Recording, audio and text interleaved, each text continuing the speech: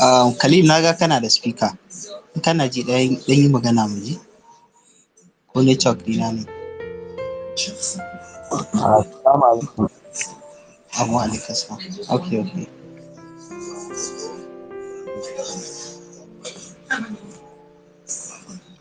Ba Umar yana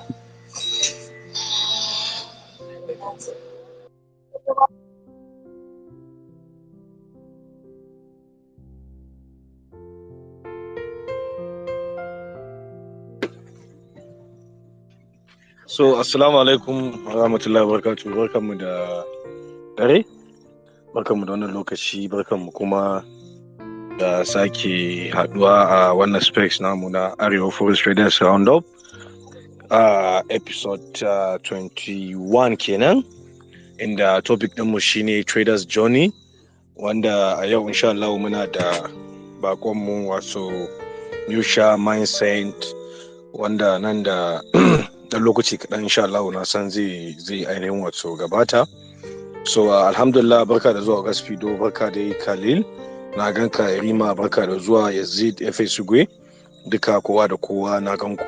So kafin shi bakon ya zo, za mu dan fara da dan sharar fage wato kaɗan kenan, wanda wani abu da zan yi magana akai shine kusan kai tsaye zai tafi ga wasu ainihin beginners da wato advanced traders ma, which is it's very important. Then kusan na yi magana shine last recent trade da na yi magana akai na rushing process, duk da cewa dama mun taɓa yin wato specs akan hakan, mun yi topic akan hakan.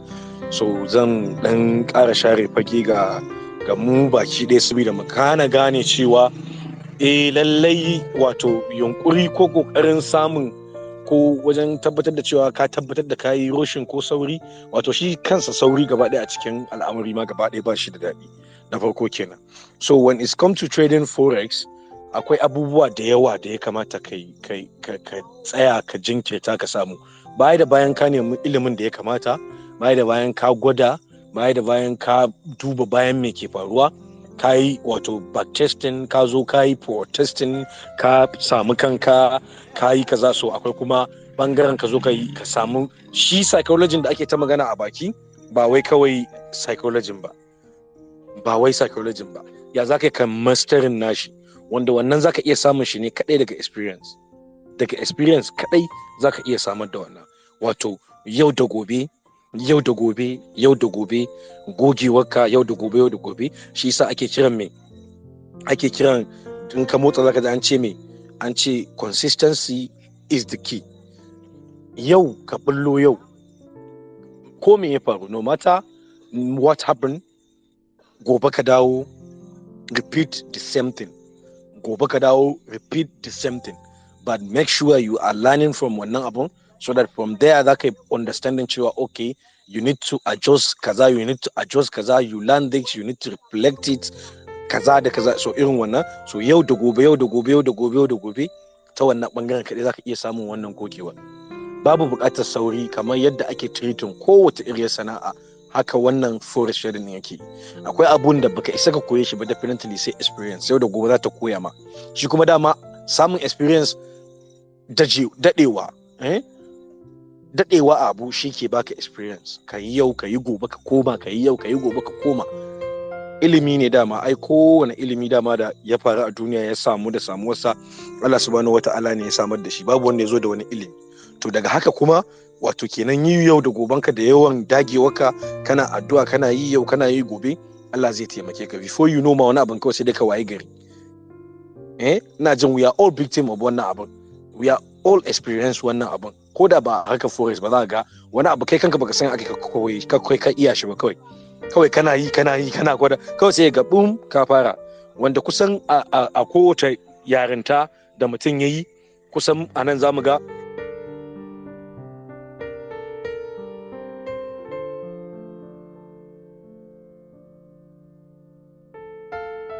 akwai irin abin da zamu ga yaro ya dan kware akai, kawai sai ga wani yaro kawai ya fara yaren radio, sai ka rasa to ya akai. Taɓe yau da gobe ita ta koya mai wannan. So lallai sai an yi jure, sai an jure.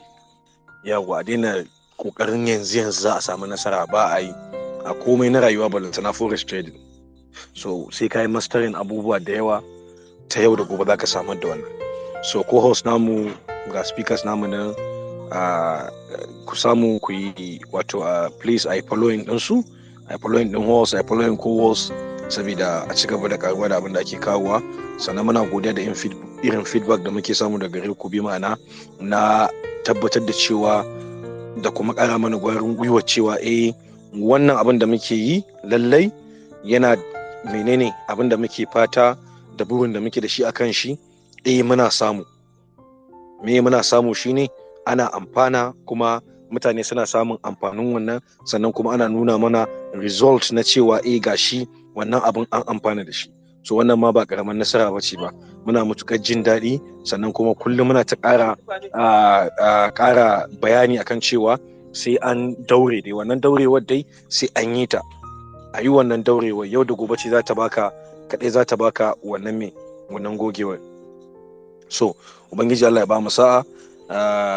Ga speakers namu nan da yawa dai, kafin wato guest namu ya karaso. Ban sani ba me ya faru dai, ga sha wajen minti 12, amma zan yi contacting din shi personal. So amma ga speakers mu nan, ga co-host nan, ga Speedo, barka da Yazid, FS Ugwe, Khalil, Rima. So you guys, you are highly welcome. You can take over please. Bari ne contacting guest din nan naji. Kafin ka tafi ka tura mun co-host in case kaga I can manage. Na tura ma co-host, kuma ban san me yasa ko zuwan ma ne ba, gashi nan ƙara tsaro. Ya zo yanzu? Ya zo yanzu? Tabbas bai zo ba. Okay, to kaga ban san menene ishin ba. Ka san fa ina jin ni ban taba tura ma co-host yayi ba. Ban san me yasa ba wallahi. Kuma like in tura wani zaka iya tura wani. Magana ga su dan fari ga Yarima, zaka iya tura.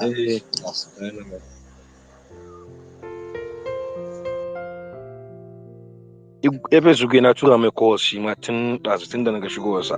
Ƙarshe sai speaker ya karba, co-host ya ƙi yi, ban san me yasa ba. Yarima, na turo ma co-host. Ka gan shi? A gaskiya abin na yawan ba da irin haka idan aka sa space a reminder gaskiya. Sai a zo ya ta abin nan. Zai ta tura. Abin da zai faru kawai, you guys like you should take over, ba nisa zan yi ba, ina listening. So if there is anything zan iya bada abin nan, ina saurara. Kawai dai zan yi kokarin yin magana da shi personal ne in ji, so I would just chat him up. So co-host nan ba zai ba. So ga Speedo. Yes sir. Okay, so while we guest namu yanzu, a cikin satin nan, ko in ce a watan nan, insha Allah September, za mu kawo space din da zai iya cewa ba a taba samun irin shi ba. Akwai babban trader, in fact hedge fund trader ne yanzu, hedge fund manager ne at the moment. So insha Allah dai za mu kawo shi a wannan space namu da muke gudanarwa. Zai zo space dina, za a yi space da shi. Babban trader ne, ana maganar mutumin wanda ya taɓa rike kamfanin din da ya kai $500 million. So wanda ya mana connection din yadda za mu gayyato shi, saboda ba wai trader ne kaɗai ba head fund manager ba ne kaɗai. Mutum ne wanda ya yi gwagwarmaya ta shari'a tsakanin shi da SEC, ya yi gwagwarmaya ta shari'a tsakanin shi da CTFC, kuma a cikin shari'a kusan 4 da suka yi winning case, har case guda 3, case da ya waɗi. Ya yi shari'a a Canada, ya yi shari'a da authorities na US.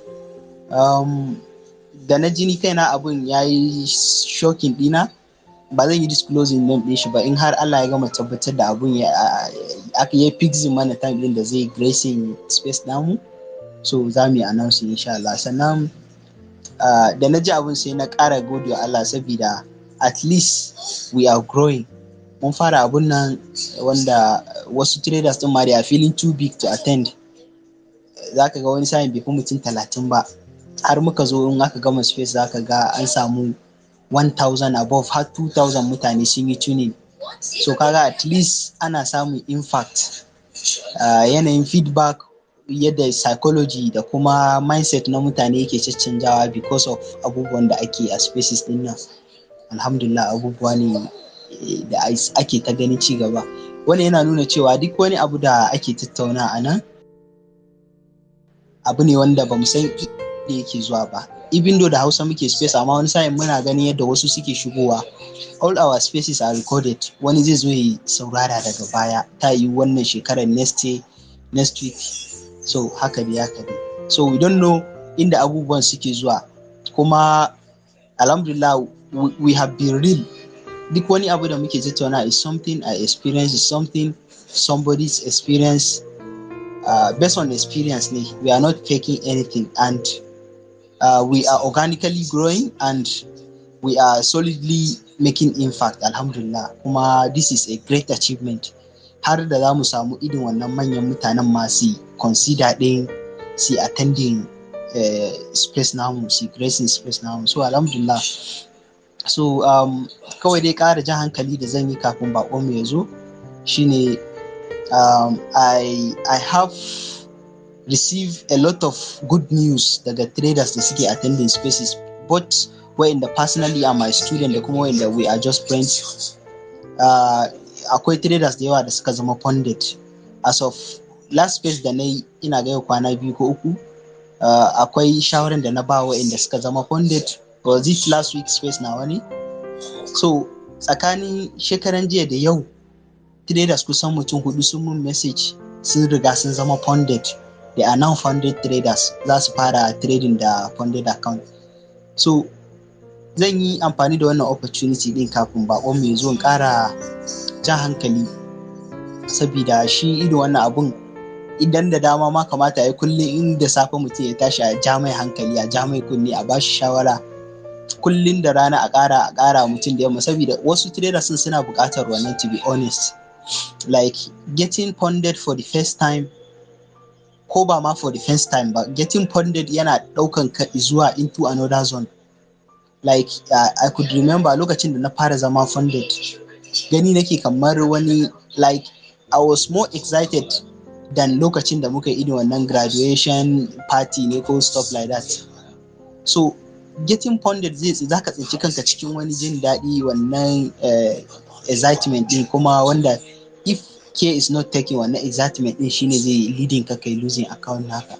So one of the majors and the things I will share is, if you are funded for the first time, ko kuma akwai like wasu za su zama funded ma for many times amma they never withdraw from the account saboda lack of consistency.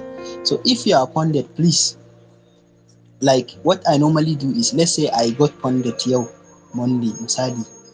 If I got funded today Monday, I'm not going to trade that account. Koda na yi receiving, let's say a ce na yi signing contract weekend, na yi KYC, na yi signing contract, na yi receiving live account dina ranar Monday, definitely ba zan yi trading wannan account din Monday ba. In fact, zan ba wa account din nan kwana 3 ko kwana 5 kafin yi trading shi, saboda sai na yi ensure cewa duk wani excitement na cikin da nake da shi a mind dina din na kawar da shi kafin kuma in zo in ce zan yi wannan trading na funded account. Saboda many times zaka ga trader ya zama funded amma like akwai account da na saba losing funded account ne, kawai abin da yake mind dina, saboda sometimes first trade naka yana da impact. We know we are thinking long term, and as we are thinking long term, the outcome of 1 or 2 trade doesn't matter. Then amma kuma wannan excitement din yana engaging abubuwa da yawa. There was a time da na zama funded based on his personal experience. Then I received the account today and I started trading the account immediately. So dalilin da yasa na fara trading account din nan ba komai bane, saboda payout din profile din a lokacin 30 days ne. Ina son ya zama cewa I don't have to wait longer kafin yi receiving payout. So sai na fara trading a wannan ranar da na aisha account, so that countdown na payout date ina zai fara daga rana. So trade na farko ya zama loss, wannan kuma loss din sai emotion ya kike kawai sai na fara tunani ya za in yi making wannan kuɗin back, stuff like that. Lokaci yana tafiya ina drawdown, ya za a yi in fita daga drawdown har yi making profit. So wannan abun ni da na tsaya ne evaluating after losing the account, sai na ga wannan abun plays a major role. So shi sa advisably za a faɗa maka cewa in ka wuce phase 1 yau ko phase 1 ka wuce, kar ka fara phase 2 wai a ranan ko kuma the following day. You have to rest. You have to rest. Sabida winning streak, kamar winning streak yana da disadvantage. Winning streak da muke gani, winning streak mean kai winning wannan trade, ka winning wancan, kai winning simultaneously, kana trading kana winning. Zai baka wani wrong impression da aka ringa tunanin you are so perfect or you master the market. Sai kuma kaga wani ya tafi reckless. Likewise, losing streak ma yana da wannan impact din. Same as winning streak, haka kowannen su yake da wani. So the same thing idan ka wuce pro farm account, phase 1 account yau, kar ka fara phase 2 account, right? In ka fara phase 2 account gobe, if possible ka ba wannan phase 2 account din kwana biyu. You are not in a rush. So amma for the funded account, if you pass funded account, you get funded. Your first time, let's say your first time, saboda mostly wanda suka zama funded for their first time, second time, zaka su ne suke jin wannan excitement. Misali, I will pass a funded account today, nobody will know. I'm not, wallahi, I will totally forget that I pass a funded account. I pass a challenge, I got funded. Wallahi, because we know if you are used to something like duk wannan excitement din kamar loss ne. If you are used to taking loss, zaka zo kai taking loss, ba za ka ji komai ba, except in kai aggressive, in kai dauki uncalculated risks ne, kai over leveraging, kai blowing account, then definitely maybe za ka ji wani. Amma like mun sani in ka dade, akwai lokacin da ko kai making profit ko kai making loss, kwata-kwata ba za ka ji komai ba. It feels the same thing. Kana fita daga MT4 ɗinka immediately ka manta me ya faru. So kafin ka je wannan stage ɗin, idan ka zo ka wuce challenge account ka zama funded, please don't start trading that account immediately. Ka tsaya ka yi tunani, ka tsaya ka yi replanning, ka tsaya ka nemi quality setups, A+ setups, sannan kuma kai above all, risk management is the key. Please and please, idan kana da $10,000 account, don't put your mind cewa dole sai ka yi making 5%. It doesn't matter win rate naka, strategy naka. Look, 2 to 3% is okay for you. 2% means $200. 3% means $300, and you can achieve that risking 0.25%. And risking 0.25%, that means sai ka yi encounter not 4 losing streaks in a row, za ka yi loss na 1% na account din. So please don't go and treat your funded account with 1% risks. That is not sustainable. Remember, maximum drawdown is all you have. In a $100,000 account, you only have $10,000 to lose. Then that is all. So Shisa, you need to approach the trading with funded account. 0.25%. If your system can give you 1:3, that means zaka samu 0.75%. If you can make 0.75% weekly, that means in 2 weeks, 1.5%. In 4 months, in 4 weeks, in 1 month, that can make 3%. 3% in $10,000 is $300. 3% in $20,000 is $600. 3% in 100. Think, ka ringa tunani a irin wannan, kar ka zo kai dauki funded account ɗinka reckless and ka zo kai blowing shi kuma at the end of the day ka ga abun ba daɗi. So amma with this conservative approach, I'm pretty sure there is no way you can lose a profit. Sai ka yi encounter, in ka lissafa 0.25%, lissafa sai ka yi encounter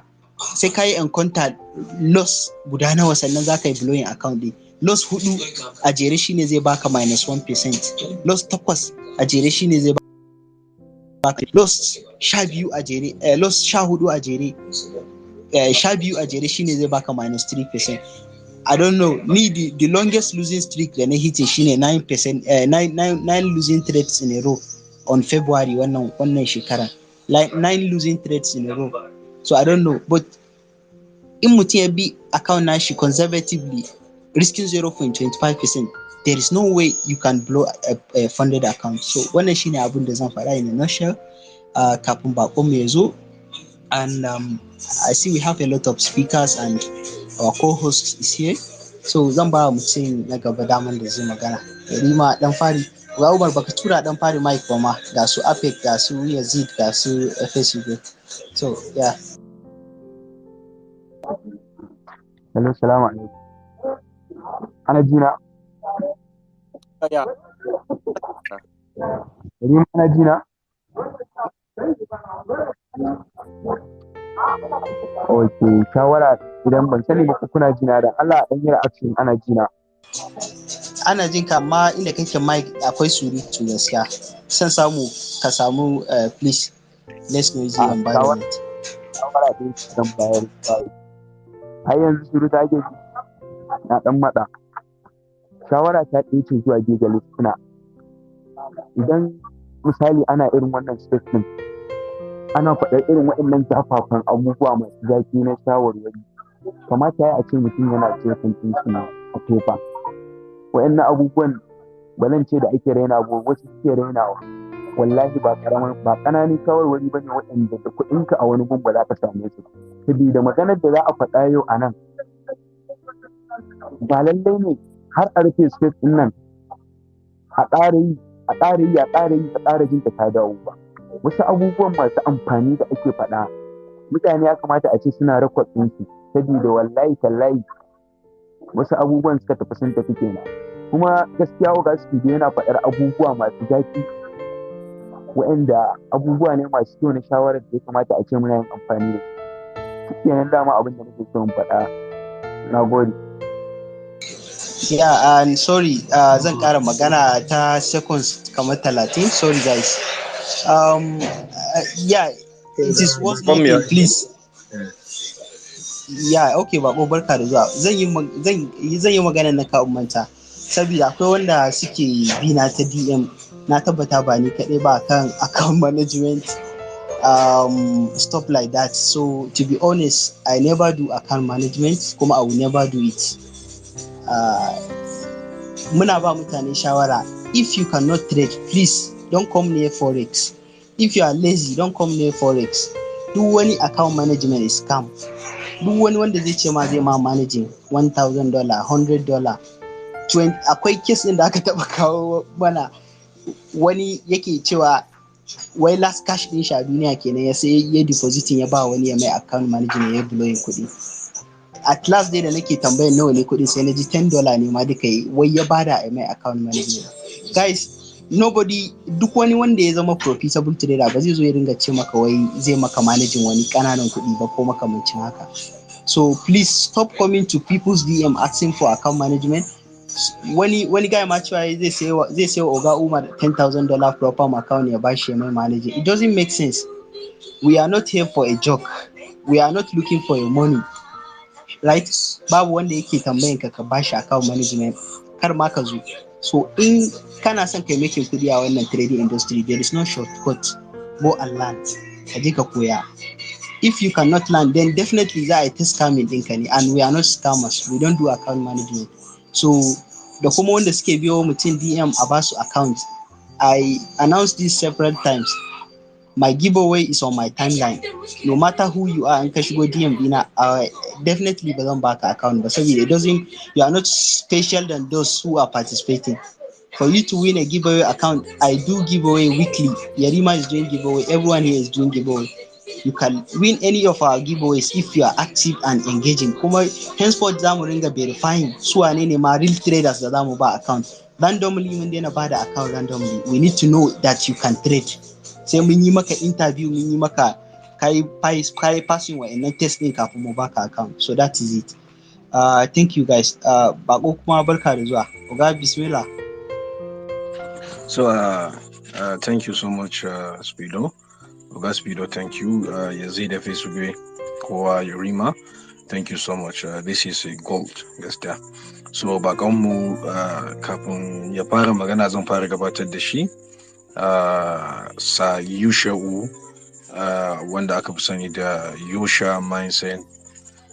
Wato normally personally ni na san shi da jimawa kusan tun around 2017 and wani daga cikin dalili da ya sa na ji cewa a raina ya kamata na invite shi a wannan space tunda muka ga cewa abu ne na Arewa, abu ne kuma lalle wanda duk zai iya zuwa ya participating ya bada wani abu wato daga gudunmawa ko daga wani ilimi da Allah ya bashi, lalle zai zama da cewa mutum ne mai son ci gaban Arewa.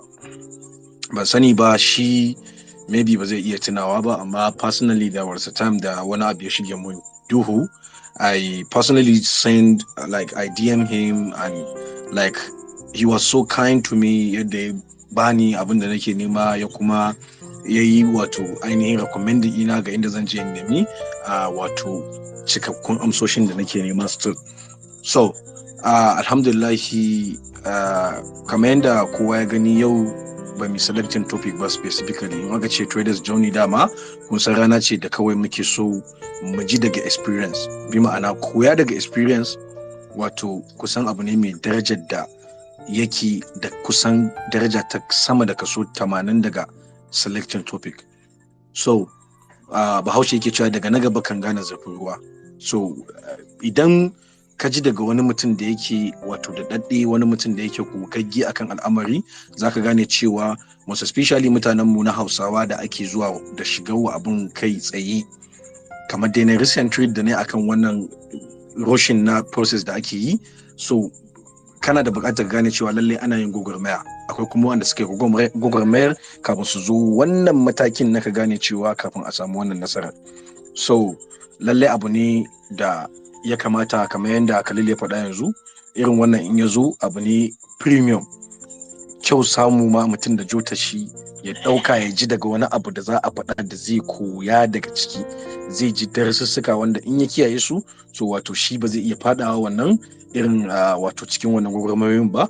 Sannan bayan mun ji wannan journey din na wato gwagwarmaya da aka sha, na tabbata akwai wani shawarwari da yawa da za mu samu daga bakin bakonmu, sannan akwai fage na tambaya da ansa da za a bude insha Allah. So kada ku manta dai, kamar yadda aka saba muna nan da ku da abubuwa da ake kawo still. Ga bakonmu nan Yusha Mindset, za ku gan shi ga speakers sun mu nan gaba daya. So please don't hesitate to follow them, give them a follow, guys. Thank you so much. Barka da zuwa Oga Yusha, barka da zuwa. CBN na ganka, barka da zuwa brother. So the space is yours now. Thank you. Thank you very much, Umar. Assalamu alaikum wa rahmatullahi ta'ala wa barakatuh. So, ina gaida kowa da ya shigo wannan space in, and tun da ka ɗauka time ɗin ka zo nan ka koya wani abu, ko kuma ka ji yanda journey ɗin mu yake, it's important ka san that you're on the right track. Yana nuna cewa kana son ka zama wani abu, kuma yana nuna cewa kana da ƙwazon nema, yana nuna cewa kana da motivation inda kana son ka zama independent. So I'm really happy to see wannan development in, dan mostly mu a Nigeria kuma Arewa abinda muke lakin shine haɗin kai. Dan zaka ga da yawan mutane suna da kuɗi, amma in ka duba mutane nawa suka koya ma su ma su zama yanda suke, da yawa ba sa haka. So amma mu generation din mu muna trying mu gani yanda za mu haɗa kai in kuwa yanda za mu koya ma duk wanda yake son ya koya. Dan mutum baya son ya koya, ko kuma baya da haƙurin koya, bayan da za ka yi da shi. So amma duk wanda ke da ƙwazon ya zo ya koya, ko kuma yana hustling, definitely ka san wannan he's on the right track. So I just want to confirm everybody can hear me loud and clear. Saboda na yi proceeding. Yes, we can hear you loud and clear, sir. So I will start giving the story about my own journey. I think that is the most important part. Da yawa mutane za su ga level in da kake yau, kuma za su yi committing to abin da kake, and they want to be on the same level with you, which is almost impossible. So zan ba da story ina, and I think from that you pick one or two. So it started, I think, 2015. So 2015 na gama diploma na kenan from Nuba Mali Polytechnic. So then I gama diploma na, and in ka gama diploma, what next is ka je ka yi internship, right? So na je neman internship da yake ba Zaria nake zama ba, muna zama Abuja. So after my diploma na dawo Abuja, and I was looking for internship inda zan samu na internship ina, and almost duk inda na kai application ina a Abuja ba inda na samu. And even coming from a privileged family, ina ganin kamar maybe za a iya samun mun inda zan internship ina, still babu. So what did I do next? Ban je na zauna a gida ba, ko kuma ina regretting, ko kuma ina wasu abubuwa ko yawon banza. So I'm lucky to have a very supporting father. So abin da ya mun lokacin ya biya mun na je na koya computer hardware engineering diploma ne at that time. Irin za koya ma yadda za ka dan gyara computer, yadda za ka yi flashing waya da sauransu. So that was the starting point. A lokacin da na je na koya wannan aikin hannun, sai kuma ya siya mun toolbox na yin aikin, right? So a inda na koya, I made a new friend there, right? So friend inda na samu a wurin inda makarantan yake kaman plaza ne. So kasa shi kuma yana da dan desk in shi inda yake dan gyaran wayoyin shi da sauransu. So bayan mun gama course in which was just like 3 months, then koma gida in zauna, ko kuma in je ina wasu abubuwa kawai na rinka zuwa inda yake, right? Inda yake gyara wayan shi. Dan ba abin da nake a gida. Sannan kuma I'll have to wait fara direct entry, maybe na applied ABU ko BUK then, ko kuma da je for HND. So that 1 year period, which was 2015, it really made a significance in my journey as an entrepreneur. So da na fara zuwa wurin shi muna zaune tare, like muna gyara waya tare, and kullum sai in ga like ina yana dan making 1,000, 1,500 haka, like from just flashing phone, from repairing phone. To kasan wani lokaci Allah zai iya baka basira daban. Shi yana calculating yana making 1K 2K, ne kuma yana calculating ina comparing da wanda ke karban salary. So wasu rana yaron yana making 5K, like 5,000 naira. So in ga calculating ga like 5,000 naira per day zuwa wata daya, shi da yake da index yana making more than wani wanda yake office, right? So abin ire moving ina like, to me yasa ma nake wahala ina son da je na aiki a office da sauransu, bayan ga inda zaka iya dokan calculated income based on effort in da ka bada. So that was the starting point. Sai like na mai magana za mu dan rinka yin tare, in yayi making maybe 2K 3K ne ma sai ya dan samu nawa ko 1K ko 1,500 haka. And I was just doing it because I was passionate about it. So muna zo ne a wurin aka zo aka inviting him to one seminar. That was I think a network marketing seminar in 2015. Aka inviting him to one seminar. That the company then was Forever Living Products. To muka doka kafa ni da shi muka je seminar. Inda muka je seminar, sai muka ga young guys like irin 19, 20, 25 haka. At that time I was 18 years. Sai muka ga irin 23, 25, wani zai ce ma yana making 1 million a month from network marketing, wani zai ce ma yana making 5 million. To ni gaba daya a rayuwa na kafin lokacin babu wanda ya taba ma zuwa muka yi labari da shi ya ce akwai wanda ma zai iya making 500k per month. So ni na ga abin like a complete different ball game. To be making 1 million naira a month, but ba wanda ya taba zama da ni ya labari ya ce za ka iya making 1 million. So I wasn't exposed to that level. So going to that seminar really opened my eyes to the world that akwai capacity, akwai possibility that I could get any amount of money in your journey as an entrepreneur. So by seminar, I did not hesitate to join that company. I didn't even have the money to join it. I tried to convince my dad, my mom buy in Kumatabani Kudina join a company, and I tried to build that company. Although I didn't make it in that company, I learned a lot, right? I learned to be an entrepreneur. I learned to be a good presenter. I learned to be a good public speaker, right? I overcome my fears at our company because a lot of things I just had to push myself to learn, right?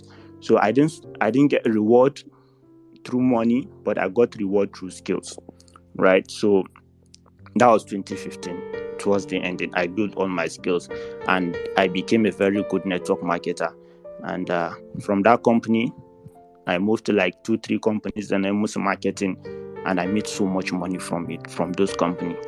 Like last company in Madana building before Neshiga Forex, I was one of the top leaders at Arewa location. When this kusani 2016, I was in Kano all that time in a building company, right? So now come Forex, end in 2016.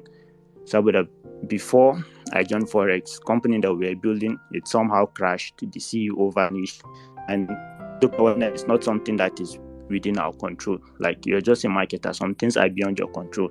Company can do anything anytime, right? So the company ya tafi, wani company ya zo, su kuma sun zo the basics na su koya ma mutane Forex. So I don't know, some of you might know the company because the company was very popular, and I kiran su IML. So IML sun zo 2016, and I was one of the first. Think I've been IML launching. They reached out to me, and as a good marketer, Arewa let me be the one to push it in that market. So they reached out to me, and I buy in. That was my encounter with Forex. Then I joined in IBEL, now Forex. Like, I start learning from all the education they have, and start practicing from everything that they were teaching. Now, already, Kapinazo Forex, I have a skill, I have an income on other networking companies that I built.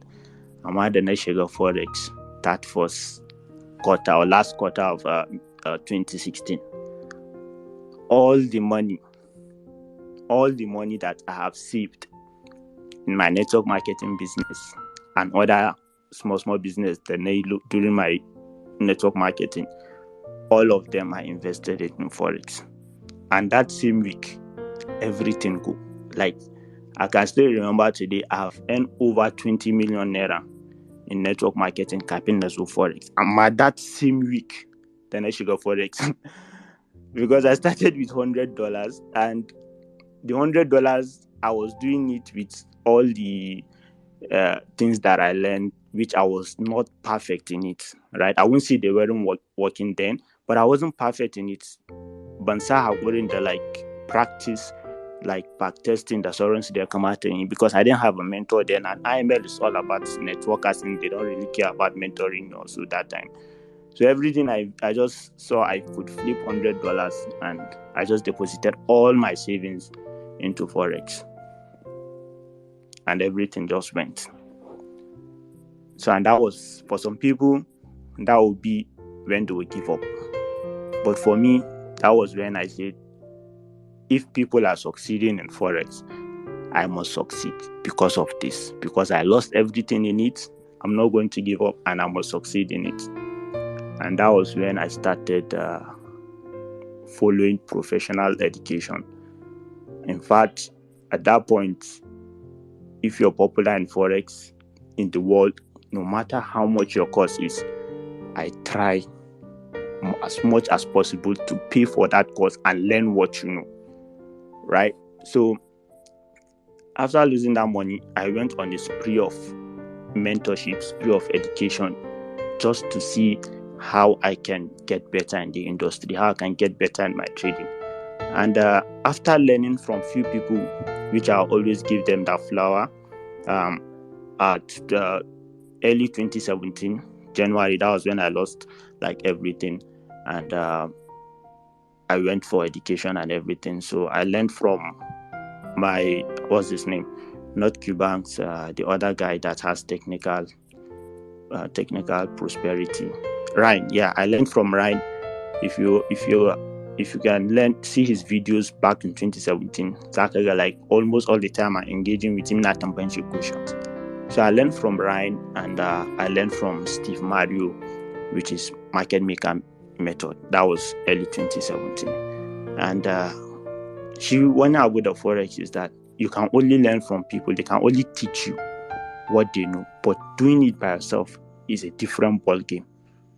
right? Putting in the discipline, doing it by yourself is a different ballgame. So how did I grow from there? Now, after learning the skills 2017, I now started what is known as a compounding approach, right? The money I had, I compounded it, I kept trading it, and I was patient enough and disciplined enough, because reason in that I had to put a lot of discipline factor in my trading in 2017 was because I lost everything I worked for. So it's either I become disciplined or I become broke, like forever, right? Because I've already built a mindset that I cannot work for anybody. I already built that entrepreneurial mindset that is either I keep trying or die trying. Like there's nothing like giving up in my dictionary. So I was able to discipline myself through. I was able to compound the capital I have in 2017 to regain a level of capital acquisition in my own trading account. Now that was my 2017 journey, and things were going well for me in 2017. And success can be a threat to your life, because as you reach some level of success in what you are doing, there are some factors or forces that you won't see it coming, right? It can be your attitude, it can be your character, it can be the people around you. You won't see some things coming, right?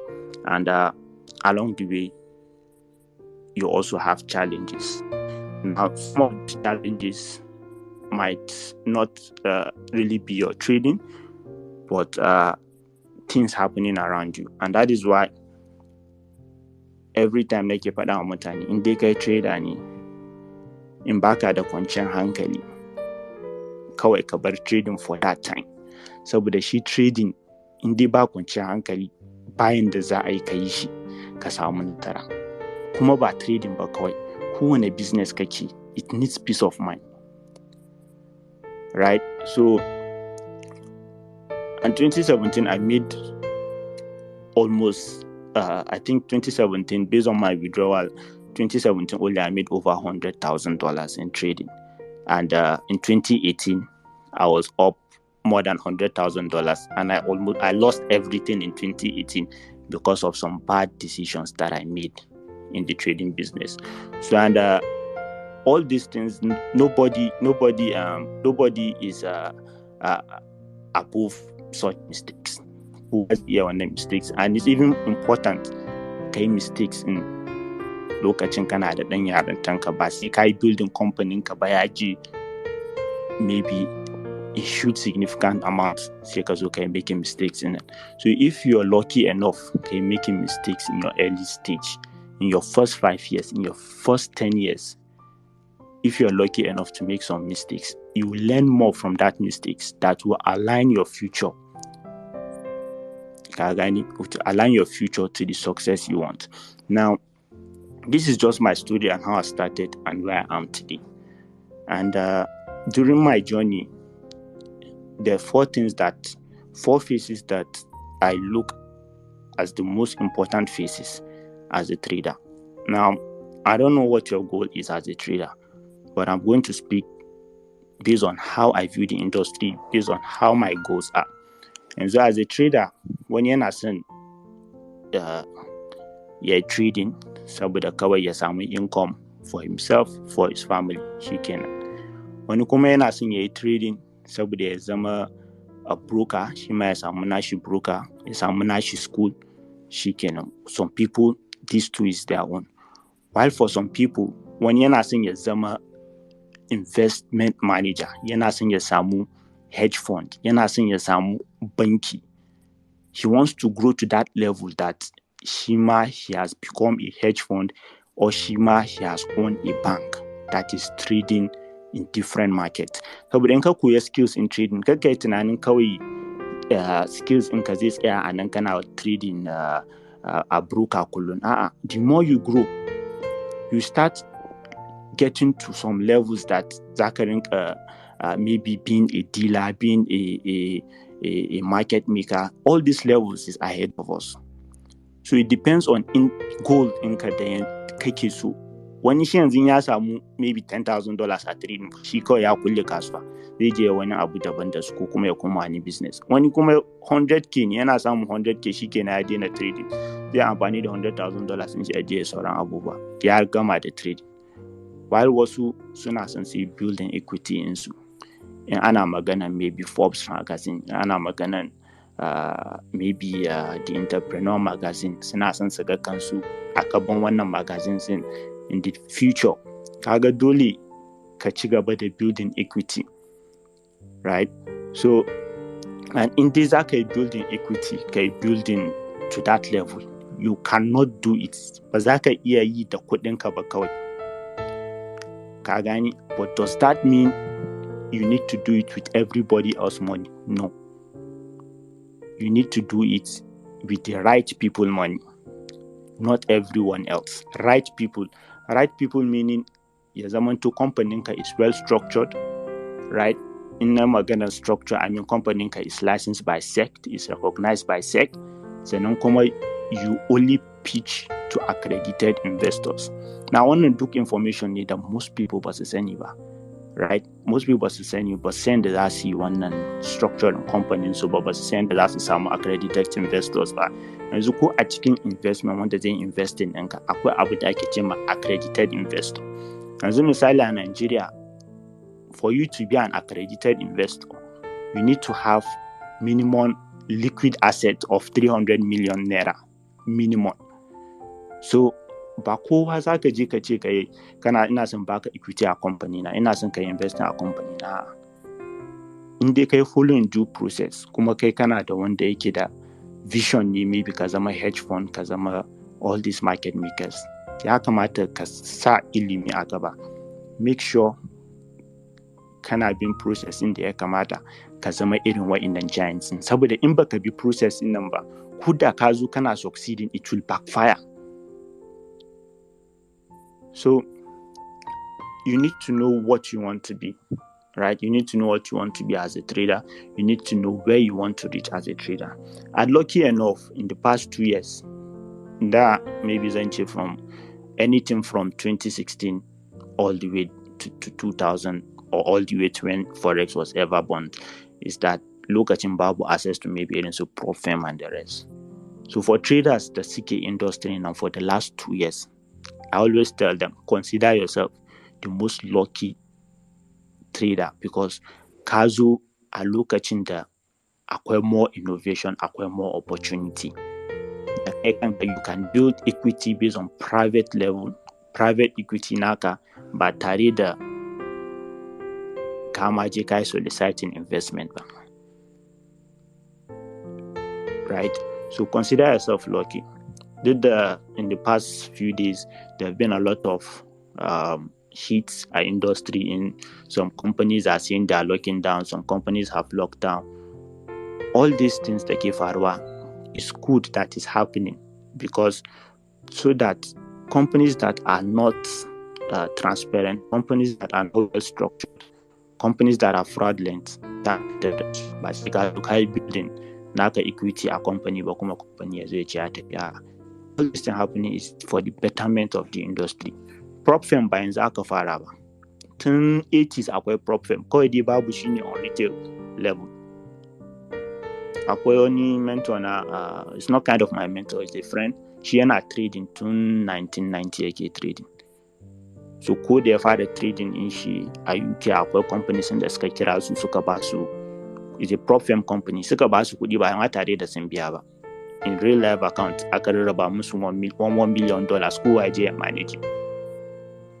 So don't think wai prop firm ya fara yanzu ne, ya fara tuntuni, amma retail level yanzu ne ya zo, and because of online internet and everything and technology, people could manipulate the industry. So there are levels to where you want to reach. As I said at the beginning, look at your goals and see how you can achieve your goals.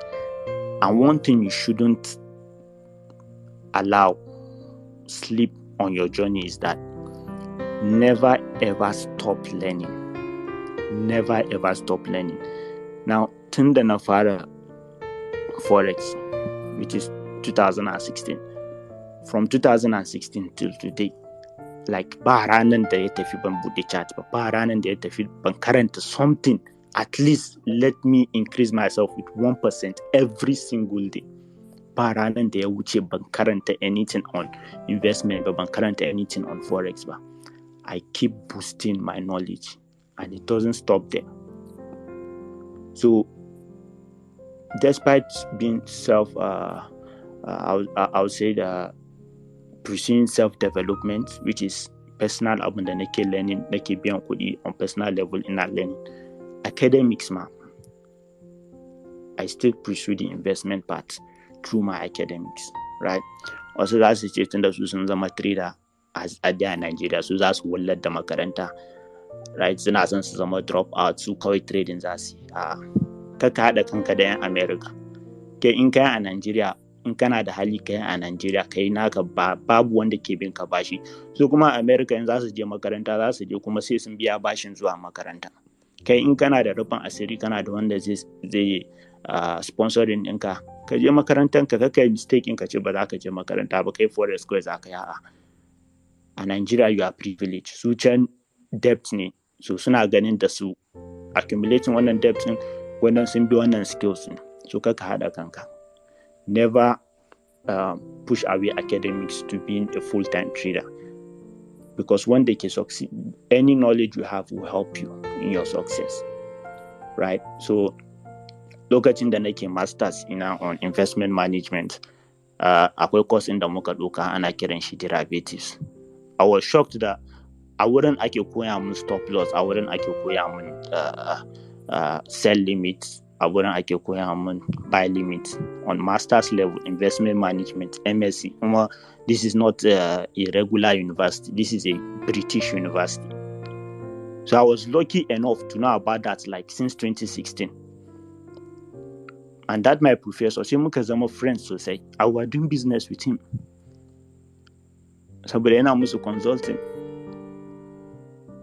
So if you ever cross paths about trading knowledge or knowing how to trade or even attempting to be a trader, Allah, you should consider yourself a very lucky person, because ko baka yi succeeding at trading ba, zaka zama different kind of human being. Da ko ina kaje, kuma da business zaka yi, already ka yi building wannan tenacity, wannan perseverance in you, right? So if you want to cut corners, which is the most evident thing I'm seeing today, most people want to cut corners. Su ba sa son su karatu, su ba sa mutum ma ya biya ya je ya koya, ka biya ka je ka koya, ka zo na ka koya ba za ka koya. Video ɗaya kawai ka kasa koya, ka kasa zama ka kalle shi, kana ta jumping kai kawai kana son ka je ka trade. And this is more rampant currently because there are a lot of successful results at trading. Yes, when 19 years, yana making a lot of money from trading. So don't look at his age. Maybe tun yana wani 15 ya fara koya. Yanzu yana da kani. Na akwai wani kani na I think he's just he's 13. He kawai he's just following me bumper to bumper to learn things about trading. So yanzu ya zama 19 years yana trading and he's successful. Like as a kawai maybe a 19 year koya. Amma tun yanzu already he's having that passion. So he will spend a lot of year learning based on his own personal level. So duk wanda yake son ya zama ya yi benefiting from this industry, if you're not willing to learn, Allah, you just get hot, like step by step. Any step you take without willing to learn, you just get hot. Now, I think last few months, there's this friend of mine, and ta sani ma tun lokacin da na fara irin su forever ina, that was like since 2015. So she have seen my journey. Amma ita like last year ne ta dan fara shiga trading, kuma bata je ta koya ba. Ta kona duka abin da take da, tunda ta gama kona komai da take da shi, ta zo ta same ni. And you know me, it won't cost you much for you to contact me. Yanzu ba Umar ya ce muku you contact me in 2017. I remember when he contacted me, he has a friend, one of his friend, Arewa Kutashi, I forget his name. Like we were discussing, it doesn't matter if you're under my school or not. Ni do one demo message in their magana and trading. If I have an answer, I'll give it. And for more than 5 years, I've been doing that. So most people, they come to me, they don't want to come to me because gaskiya zan faɗa ma. In ba za ka koya ba bayin da zan yi da kai. In ka je ka ba wani kudinka ko kuma ka je ka following wani wrong lane, you will get burnt. You cannot, like, in ba za ka koya ba, trading will completely destroy and shatter your life. So dole ka koya. Koda kana son maybe ka yi invest in a companies in the suke trading, still dole ka koya. Dole ne ka koya. Koda kana son ka bi signal din wani ne, still dole ka koya. Saboda in baka koya ba za ka san time to take action, ba za ka san what to do and what not to do. So ilimi yana da muhimmanci, not only in trading but in anywhere. A trading ne aka rena ilimi. Trading is the industry da mutum zai rena ilimi. Like shi gani yake kawai in ya zo 1 or 2 shi kenan. It's not like that. Bayan da za ka shiga any business apart from trading baka je ka koya ba. So me yasa in ya zo trading ba za ka koya ba? Bayan da za ka je kai wani aiki baka koya ba. So why not in ya zo trading ka je ka koya? Amma kana kawai ka zo ka yi buying and sell. It's not possible. That is why a lot of people insult this industry. You know, they call this industry all manner of everything. While they are the problem. The same industry that is paying some people, the same industry you're complaining. So the difference between you and them is knowledge. Right? So it's important that in the kana son kai benefiting a wannan industry in dole ne ka invest in time, ka invest in money, in your knowledge, in yourself. Right? It's just like being an engineer, being a doctor. Yanzu wanda bai je medical school ba, zaka bar shi ya barke ka? Ba zaka bar shi ya barke ka ba. Zaka bar shi ma allura ba, zaka bar shi ma allura ba. Ko da ya kira kan shi doctor. Bai je medical school ba, zaka kira shi ya zo ma allura. It's never possible. So to be a doctor or a surgeon, you need to go at least minimum of 7 years in the university. In practice, at least. So it is important that mu 'yan Arewa mu sa ilimi a gaba. Ba ma trading ba kawai. No matter anything da kake son ka yi, involving kanka, ka sa ilimi a farko. Kuma muna da zan ce we are lucky that tun tushen mu an san mu da neman ilimi. Right? So neman ilimi is important. Kan mu manta da wannan aspect. In dai kana son ka yi kuɗi ne, kana son ka yi benefit ko ba trading ba, no matter what, in kana son ka yi wannan kuɗin, dole ka sa ilimi a gaba. Don wani zai baka information, one information can change your life. Kuma you cannot get that information, dole sai kana neman ilimi. Right? Da kuma haƙuri. Neman ilimi dole sai da haƙuri. Ni kenan, I cannot calculate how many courses I have studied, how many books I have read, how many mistakes I have made. I cannot calculate them. Amma su ne nake amfani da for the better tomorrow. Right? My next trade is accumulation of all my experience, all my mistakes, all my previous trade. My next trade is accumulation of all of them. So and the more you do it subconsciously, zaka ga kawai abubuwa suna ma daidai subconsciously. Akwai irin understanding in da zai zo ma sai ka rasa ma daga ina ne, amma it's accumulation of everything you have learned, all the mistakes you have made, all the things you have gone through. Right? So and for me, I never pity anyone that loses money in Forex. In ka taɓa rasa kuɗi ne, in ka taɓa, no matter what, I never pity anyone that loses in Forex, because 90% of these people ba su je sun nema ilimin ba, ba su je wani right channeling ba. So why should I pity you because you are lamenting to me your previous struggle? I don't pity you because you bought it with your hand. Dole ka je ka nema ilimin kafin ka yi abu. ko kai kanka yanzu wani ya zo zai tuka ka cikin mota ya ce ma bai taba tuka mota ba za ka yadda? To me yasa za ka je ka yi trading baka taba neman ilimin trading ba?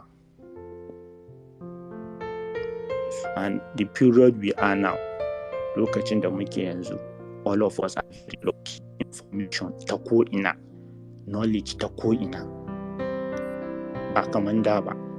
Lokacin da muka fara ma kafin wani ma ya faɗa ma littafi ɗaya mai amfani a trading sai ka sha wahala. Wani lokaci sai ka biya more than $1,000 a lokaci. Ka biya $1,000 na course ma mutum ya turo ma PDF ɗaya. Amma wancan PDF in is enough for you to make money. While yanzu all these books you can get it everywhere. Internet, blockchain, everything. Everybody can have access to information. So the other things you have to also look at. I always tell someone, one of my friends, never look down on a trader. A trader that is passionate is unstoppable. Just because he or her is not successful now, it is guaranteed that if they continue with their path, success must come to them, as long as they are on the right path. What is the right path? Seeking knowledge, practicing, and learning from failure.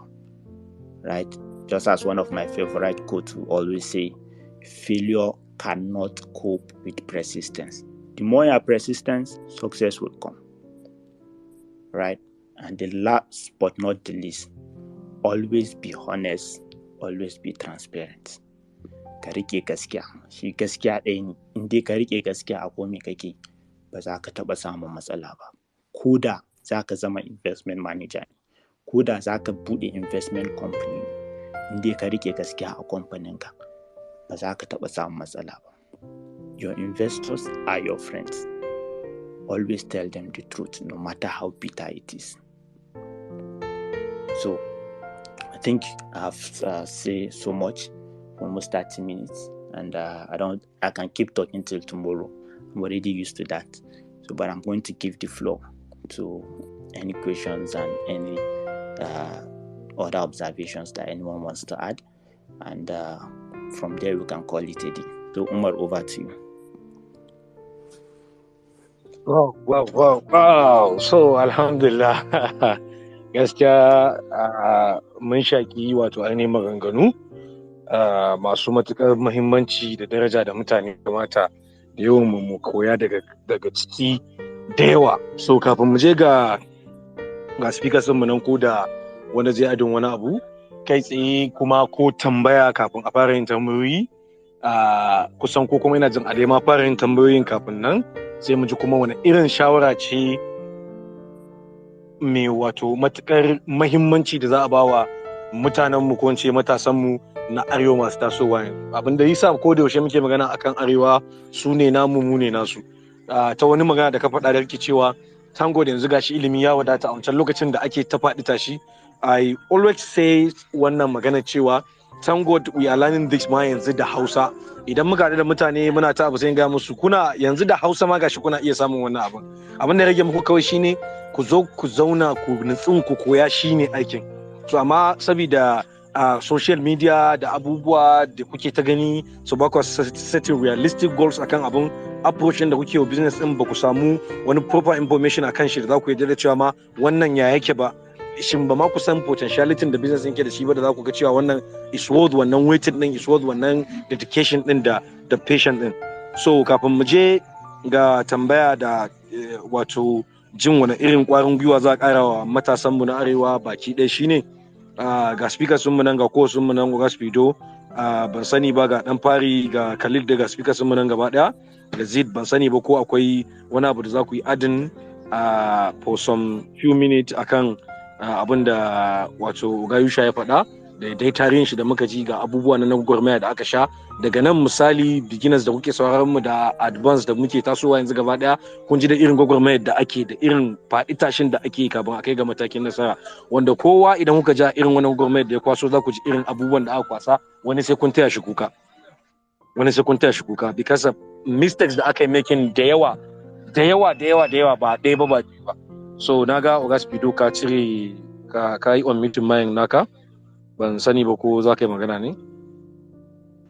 Okay, yeah. Assalamu alaikum. Yeah, baƙonmu ne yau mun ji daɗi da ka halatta, kuma da farko abin da mun fara cewa shine guys please follow Yusha. Sabida duk da muka ga trader wanda is real trader jeni, muna begging ku following irin wayannan, because it's not about numbers, it's about quality. So a lot of traders da wasu suke following a Twitter ko other social medias are just influencers, and there is a huge gap between influencer and a trader. So please endeavor to follow our speaker of today, and and stay active to his tweets. I went through his timeline, sorry, let me follow himself. So ina ga space din na, I don't know of others. We have Mr. King with us. Mr. King, welcome. We have Aushas. Personally, na san cewa Aushas is one of the traders I know wanda suka dade a cikin industry din nan.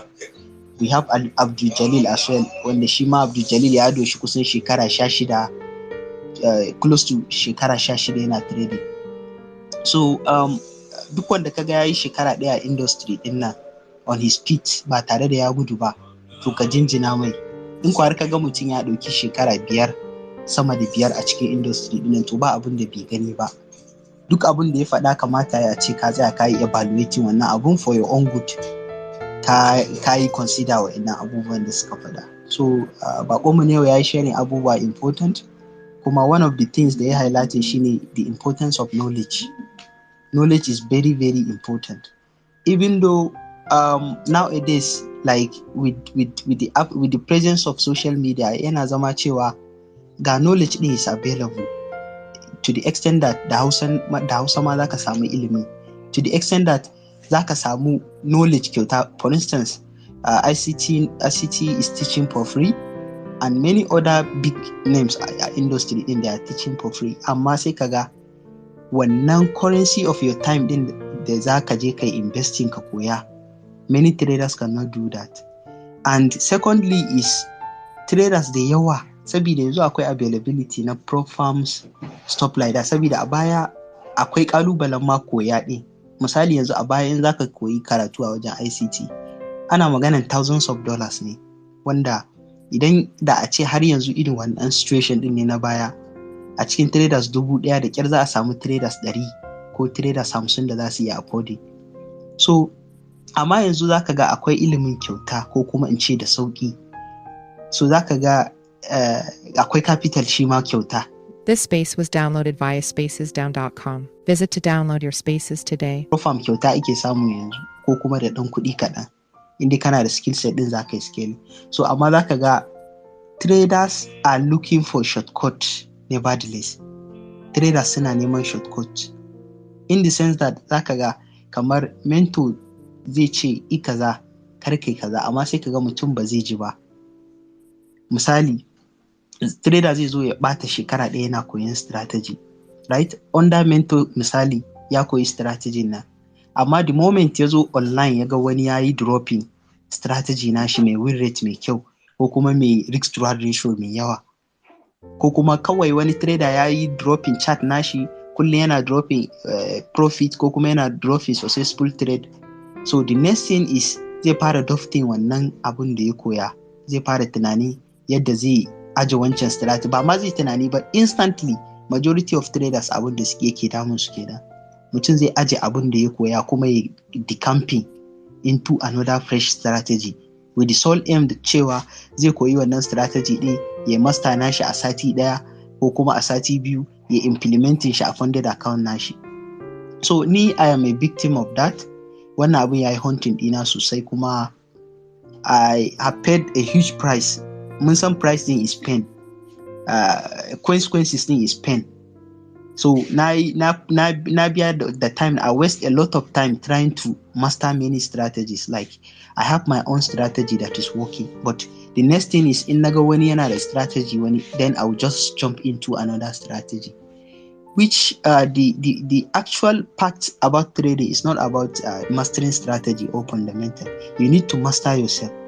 You need to be taking journals. You need to discover yourself.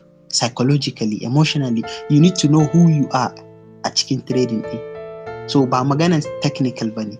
So majority na traders sun yi relying da technical ne. Kamar kana da strategy mai kyau amma kawai ka gano wani ya fi zama naka flashy sai ka bar wancan nakan ka koma. So idan kana fama da irin wannan cutan ko kuma wannan matsalan, zai ɗauke ka sama da shekara 100 baka zama profitable trader ba. Za ka yi remaining ne at break even ko kuma ka remaining a unprofitable trader. Mostly ma za ka remain, because for you to master a strategy, it takes time, it takes months, it takes hours, days, months and years of back test and for test journaling kafin kai master strategy. So there is no way za a ce a shekara ɗaya ka canza strategy guda 5. So definitely kaga kana da issue na back testing, kana da issue na journaling. You are not taking journal ko kuma you are not even taking the journal serious ko da kana yi. So one of the things da zamu lura shine for you to be a profitable trader, ya rely akan self discovery. Ko da kana da right mentor din, idan baka mai da hankali ka saurari abin da aka ce ka saurara ba, baka mai da hankali akan wa'annan few things din ba, which are the things that matters the most. Journaling. RCT ya yi space last week. I hop into the space and maganan da na ji na ƙarshe da ya faɗa ya ce majority of trading psychology books da kake karantawa, ka tankacin a ce kana karanta Nobel ne. Majority muna karanta Nobels for entertainment. So zaka karanta trading psychology book ko ka saurari psychology lectures. Haka zai fita ta ɗayan kunnen ya shiga, a lokacin zai dan baka jinja kaga kamar zai shaping ka, amma the moment you go back to trading sai kaga kamar lectures.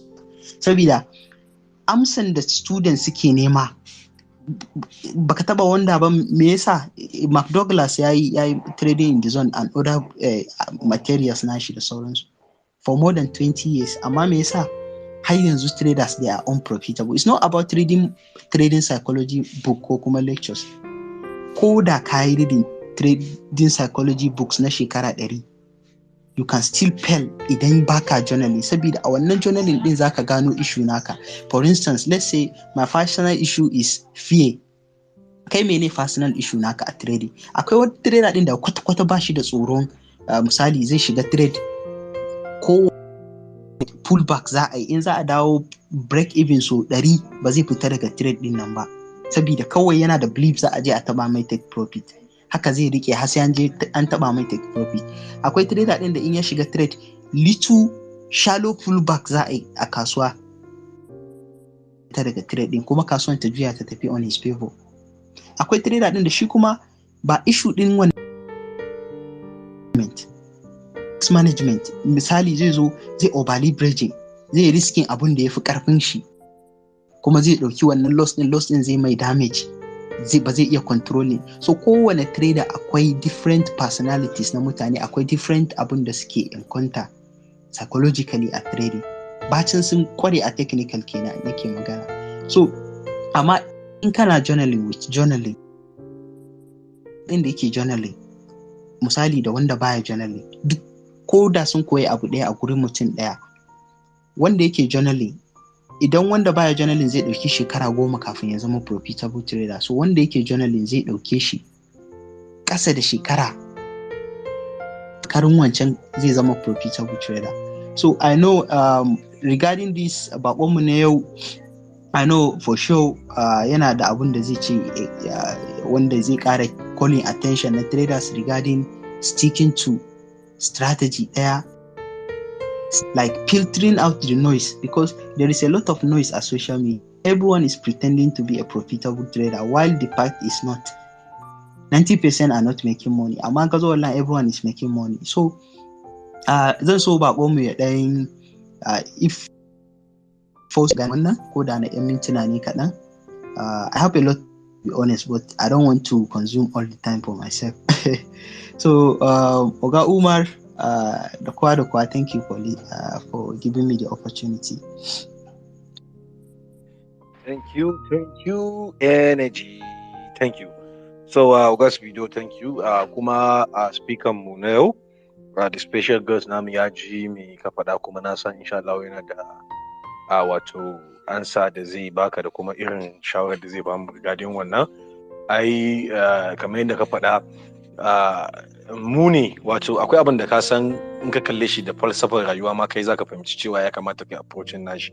Kawai za ka kalli akwai abin da kawai in ka ajiye hadisi ka ajiye aya a matsayin ka na musulmi, kawai ka kalle shi a falsafar rayuwa za ka ga wannan darasi ne. Yawwa, na ji wani voice na ICT da yake faɗa ya ce to kai, wato ina da shi na yi 7 ɗin shi 7 minutes ina kusan jin wani abin kowane lokaci. Ya ce every big company in the world, every big and all the largest company in the world are keeping records. There is something that we call KPIs, there is something that we call return on investment, waye duk gasu nan are keeping. But kai kawai ka zo ka ce you are a trader, you are doing a business, but you don't need to journal. You don't want to journal. You don't want to spend that time journaling. That means, who are you? Who do you think you are? You are very stupid. Because ba za ka taɓa sanin me kake ba. Kawai kai za ka tafiya thinking. Ba ka da wani tunanin ina na je, ina na tafi, ina na dawo, ba wani kawai ga kanan. So it doesn't work like that. Journaling is very important. Though it's boring, but you need to keep journaling. Once kai ko na wata ɗaya kana fara journaling, kai 1 month consistently kana yin sa, zaka ji kai kawai irin wani haske da kake gani na daban ne. So because of time gashi har dare ya fara tawowa, ban sani ba ko okay kafin dai mu ba wani mai ko okay a dai gama tattarawa tukunna. So in ainihin wato speaker ya karba, daga nan zamu zai zazzage. So saboda mu sauƙaƙa abun, kuma duk wanda yake da wani question kafin a bada mic tunan lokaci dare yayi, kawai kai dropping question naka a comment, then we'll be reading wannan question din, then kawai shi kuma speaker namu sai zama yana ansa. So mun bashi mic zai zama daga nan har ended inspection. So speakers namu ga shi nan dai muna ji. And Mr. President na ganka, okay brother Baffa, I see you too. So Ogayusha, over to you now. I don't know, Rima, is it okay? Duka dai. Yau dai sai an yi mana abu gaskiya, ba musamman iya inda zamu yanke space ba, amma mu je zuwa dai saboda ana ba da energy. Yawa.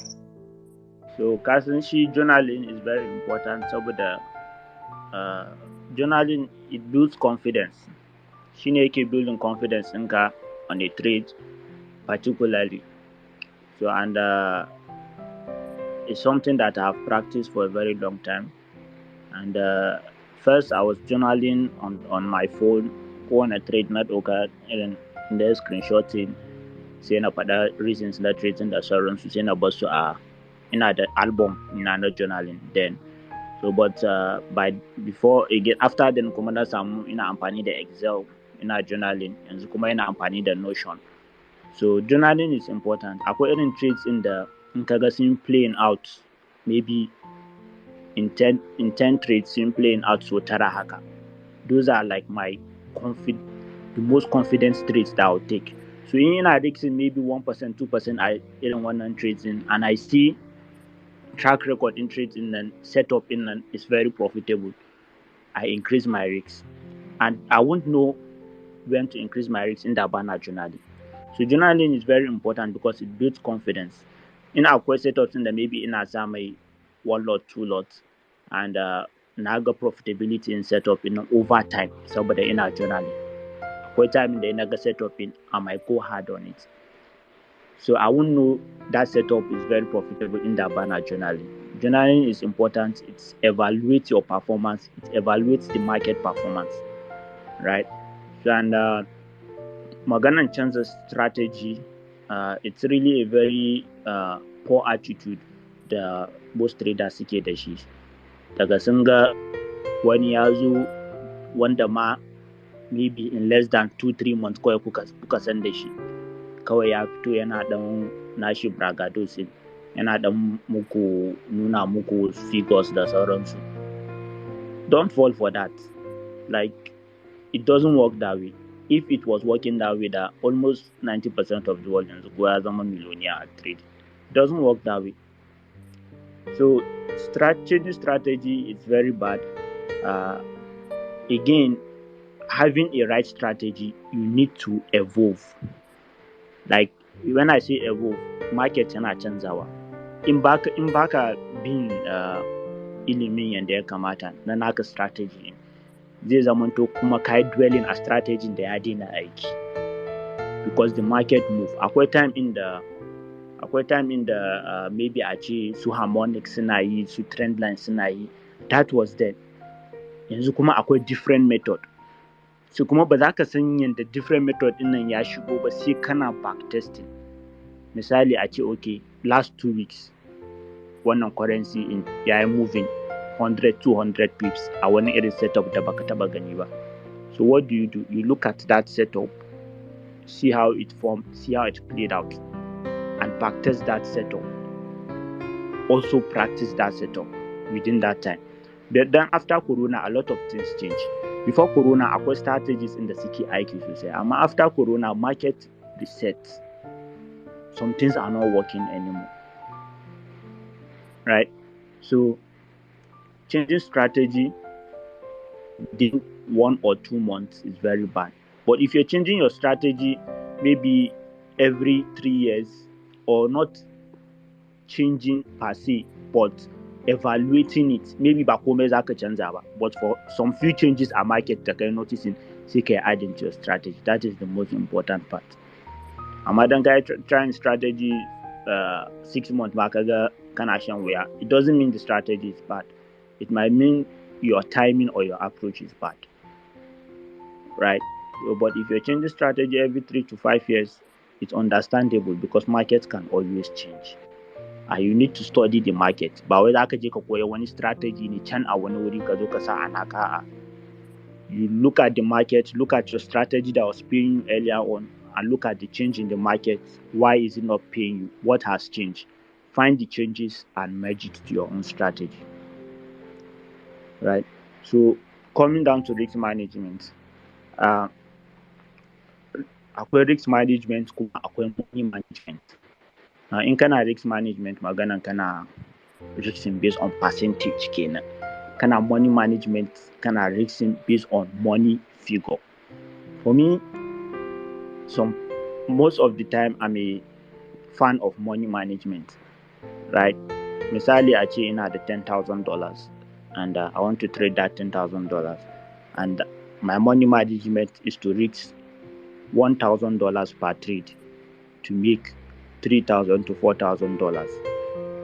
So if I'm reaching that $1,000, it depends on the trade setup. So in the trade setup, in that maybe my $1,000 is 10 pips on that trade setup, I can take that trade if it's $1,000. Right? If my $1,000 is 5 pips on that trade setup, I can take that trade. All I know is that I'm reaching that $1,000. But for you to be good in money management, dole sai kana da psychology mai karfi. Na wani already shi ya riga ya agree $1,000 zai lose it. Amma the moment ya shiga trade din nan, sai kaga yana matsar da stop loss in shi baya son ya lose $1,000. So it takes professionalism for you to be on the money management aspect than risk management. So these two you can add it up. And again, he emphasized on following rook traders. Rook traders, in this zaka rinka bin rook traders, which is online traders. Duk wanda kaga ya zo yana nashi every maybe yana posting one, yana posting wancan, like wancan nasu ne, story insu ne, journey insu ne. In ka haɗa kanka da kansu za ka samu matsala. Kai ka je ka bi naka, ka yi naka, ka yi growing a naka. Ka gani, ka yi growing a naka. If trading ɗinka you're making 5% monthly, 10% monthly, 2% monthly, just stick to that. Consistency is what matters over time. Right? Then the more you're rushing, wani yana rushing ya samu kuɗi this year, zai zo wurin rushing in duk bai samu kuɗin ba. Kuma next year in zai zo, upper year in zai zo. So where are you rushing to? 5 years ago da yawa da muka fara trading da su, wanda ba su zauna sun koya ba, har yau gashi nan ba sa can ba sa nan. sun kasa zama su making money from trading. Why? Because they are always in a rush. Wasu ba su siya ba, tun iya sun san trading in, amma wannan lack of discipline and lack of patience in zai sa su ta rushing, kuma ba za su cimma nasarar da suke nema ba. So patience, discipline, understanding when market have changed, which most of the time market change 5 years, 10 years at least, and also being very disciplined. Being very disciplined is very important. A rayuwa ma gaba ɗaya, if you are not disciplined, in fact, if ko aljanna kake so, akwai discipline measures in da in ka bi kana yin su on every daily basis, aljanna zai iya tabbatar ma. So this is for you to know how powerful discipline is, ba kawai a business ba. As a man, as a woman, make sure discipline is part of your life so that many things will be easier for you. So don't take the question. I don't know where I can be seeing the question, but Umar can be reading the question for me, or maybe anyone that wants to unmute themselves also, they can unmute, they can request, and we'll hear the question. So Spido, I believe I've spoke one or two on your concern. I think that's fine, right? Is Spido here? Yeah, I think kaman mic ɗin shi ya sauka ya dawo. Okay. All right.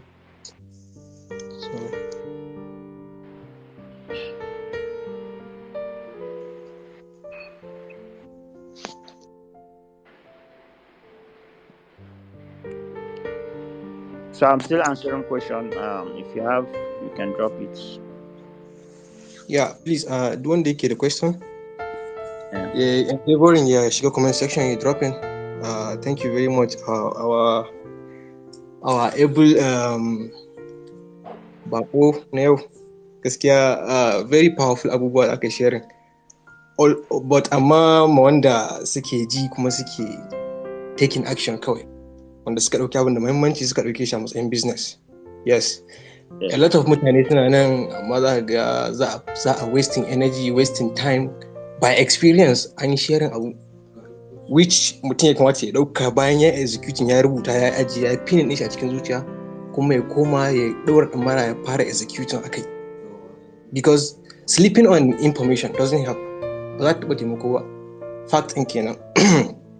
Saboda the more you are willing to learn and ko yaya ne ka ƙoƙarin ka executing ɗin shi, ko it doesn't matter how you feel. Sometimes if it feels challenging when idan ka za ka try sabon abu, ka ji kana jin wannan tsoron, that's exactly when to strike it. So we are all here striving for growth. So gaskiya fact ɗin shine, once if you are here, there is no limit to what you can achieve by executing abin da wanda suka fika, ka tabbatar sun fika experience akai. Yes, so we just need to take actions, guys. Muna ta faɗa, ana ta kawo very valuable information a nan, amma abin yana mada ciwo, mu ga mutanen ba sa taking action, ba sa ƙoƙarin su ga sun improving kansu ko kuma makamancin haka. It hurts very, very, very much. So guys, very powerful gaskiya. Ya kamata in mutum yana da question zai iya ya tura mic ko kuma ba sani ba. Kaman question like this. Na ga yanzu ko? Yes, sure. What step do you take to journal on Notion? The question goes to Mr. Yusuf. Okay, actually Notion Kasan is like Kamana and programming a Notion. So what I did is I paid someone on Fiverr, number explaining and the on Notion in Aizama, and he programmed it for me. So I explained to him I want to have a picture where I can put my chart pictures. I want to have a column where I can put my reason for the trade. I want to have a column where I can put my rates for the trade. I want to have a column for the dates and time of the trade. I want to have a column for my state of mind, meaning what is my emotion before I took that trade. Was I angry? Was I sad? Was I moody? Was I happy? All that I put it in consideration. Mood is important. People don't put mood before they execute a trade, but that has been one of the helpful data for me in my trading decisions.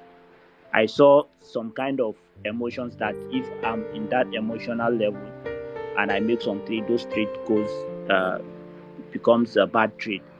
So I now try to filter that if I'm in that state of mind, no matter what the market is, it's better for me not to trade at that state of mind. So those are the important key factors I told the programmer to put. Also my daily goals, my trading timing, and one more thing, my trading books, the books I read for that month. I literally journal everything, but depending on you can just list out the data you need, and if you go to Fiverr, zaka samu wanda zai ma program yanda kake so. Guys, like this is a true definition of a real trader. Like Mr. Yusha will talk. He talks from experience. Yet he pays for what will give him value. You can't just sit and say you will do everything by yourself. You have to pay for knowledge. Thank you very much, Mr. Yusha. Thank you very much for joining us. You're welcome. You're welcome, Arewa. So I'm still taking questions. Yes. akwai tambaya na gaba. Okay. Bismillah. Yeah, this is from Mr. President Honorable Aushazu Mukhtar Tahir. The professor ya ce yaya ake yin jananan dinnan da ake fada. Okay, ina ji yanzu muka gama explaining journaling din. Yawa, so yeah, the steps. Journaling kawai ya zamanto duk abin da za ka yi kafin ka ɗauka trade ka ɗauke shi in key data. Me yasa ka shiga trade? Ko ka shiga kawai saboda kana jin daɗi ne? Ko ka shiga saboda maybe kaga setup ɗinka ne. For instance, in kai price action trader ne, maybe ka shiga saboda price yana order block ko price yana resistance ko yana support, anything da yake aligning to your own strategy, right? Ka shiga ne lokacin da maybe liquidity is taking, and all of this.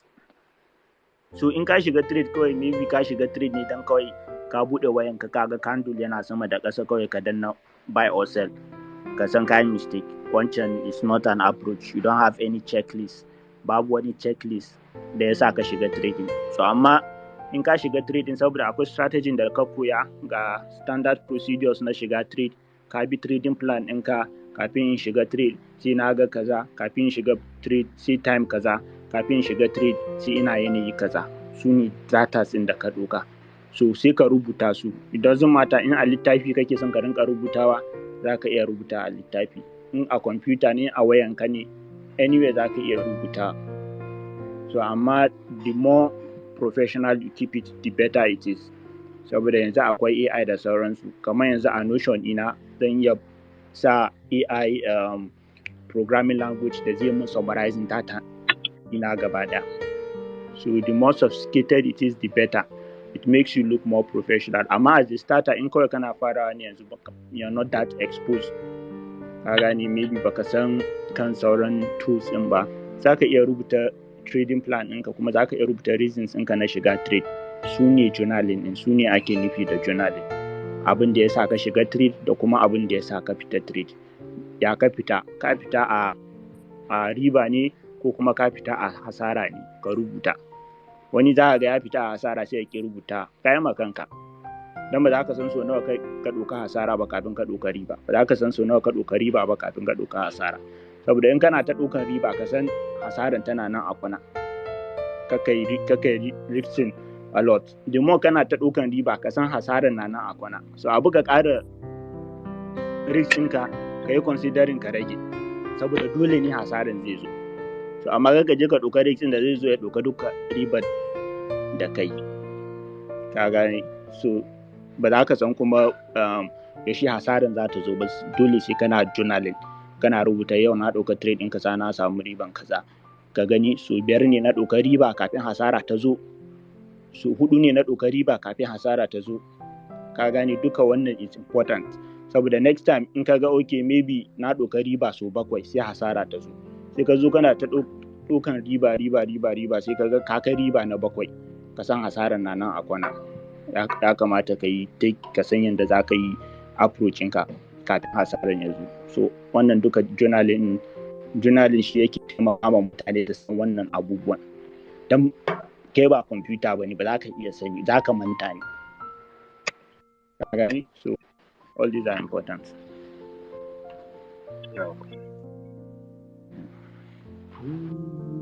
Yeah, Oga Umar zai yi Yes. Hello, okay, ko ne talk. Yeah, ana jin ka clearly, August video. Ya jin ka. Okay.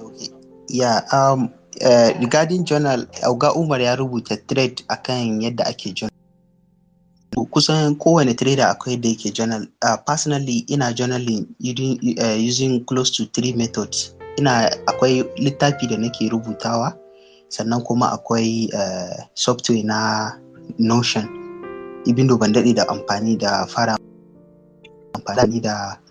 littafi, sai kuma Telegram. Kamar na je Telegram dina sai na bude channel, wanda channel din is private. So wannan ta daɗe sosai da sosai. Duk wani trade, duk wani loss, duk wani win, zan yi screenshot zan saka shi a cikin wannan. Shi kuma a littafi zan yi recording abubuwa kamar haka. Even though yanzu ina amfani da Notion wanda ina yin su ne simultaneously. So ina recording abubuwa kamar haka. Na farko zan yi recording wannan specific date na ranar da na shiga zan yi trade ne. Sannan zan yi recording session. A wani session ne? London session. Okay, model dina ta faru. Idan ta faru zan yi listing checklist na model dina. Kamar personal model dina tana da checklist guda 4. So zan yi listing su. A cikin checklist din nan wanne ne suka zama presence, wanne ne suka yi forming. So zan yi noticing, zan yi indicating a wannan session din. Okay, na ɗauki trade ko ban ɗauki trade ba. Ko na ɗauka ko ban ɗauka ba zan gani. Akwai observation, wani abu da ne observing a kasuwa, saboda this market is unique kamar yadda Mark Douglas ya faɗa. Kullum ka shiga kasuwa, market condition da za ka gani yau is quite different da abin da ka gani jiya. Ba za ka taɓa gani, ko da setup ɗinka za ta faru, is not exactly as setup ɗinka da ta faru jiya ko shekaran jiya, ko kuma wanda za ta faru gobe. So every market condition is unique on its own way. So I'll observe, zan rubuta observation na mene observing. Sannan zan rubuta da wani time ne setup ɗina ta faru, kuma how long it takes kafin ta taking profit ko kuma ta taking stop loss. Zan yi indicating wani. Even though dole zaka koyi kamar irin yadda aka abbreviating in such a way that ko da ka zo kana reflecting, kana reviewing journal ɗinka, you easily understand me ka rubuta. Abu na gaba shine zan yi rubuta abun da na koya as a lesson. Kamar na shiga trade din, na fita da wuri ne, ban tsaya an taba min take profit ba, ko kuma na yi rike losing trade har aka taba min stop loss, shi ma zan yi indicating. Sannan in New York session ta shigo zan yi repeating wannan. Sannan kuma zan rubuta a wani account na wani executing trade din, wani risk management at the beginning of the day, wani risk management ne wanda ne planning zan yi shi. Na yi following wannan risk management plan ina, na yi implementing wannan accordingly, ko kuma na yi deviating.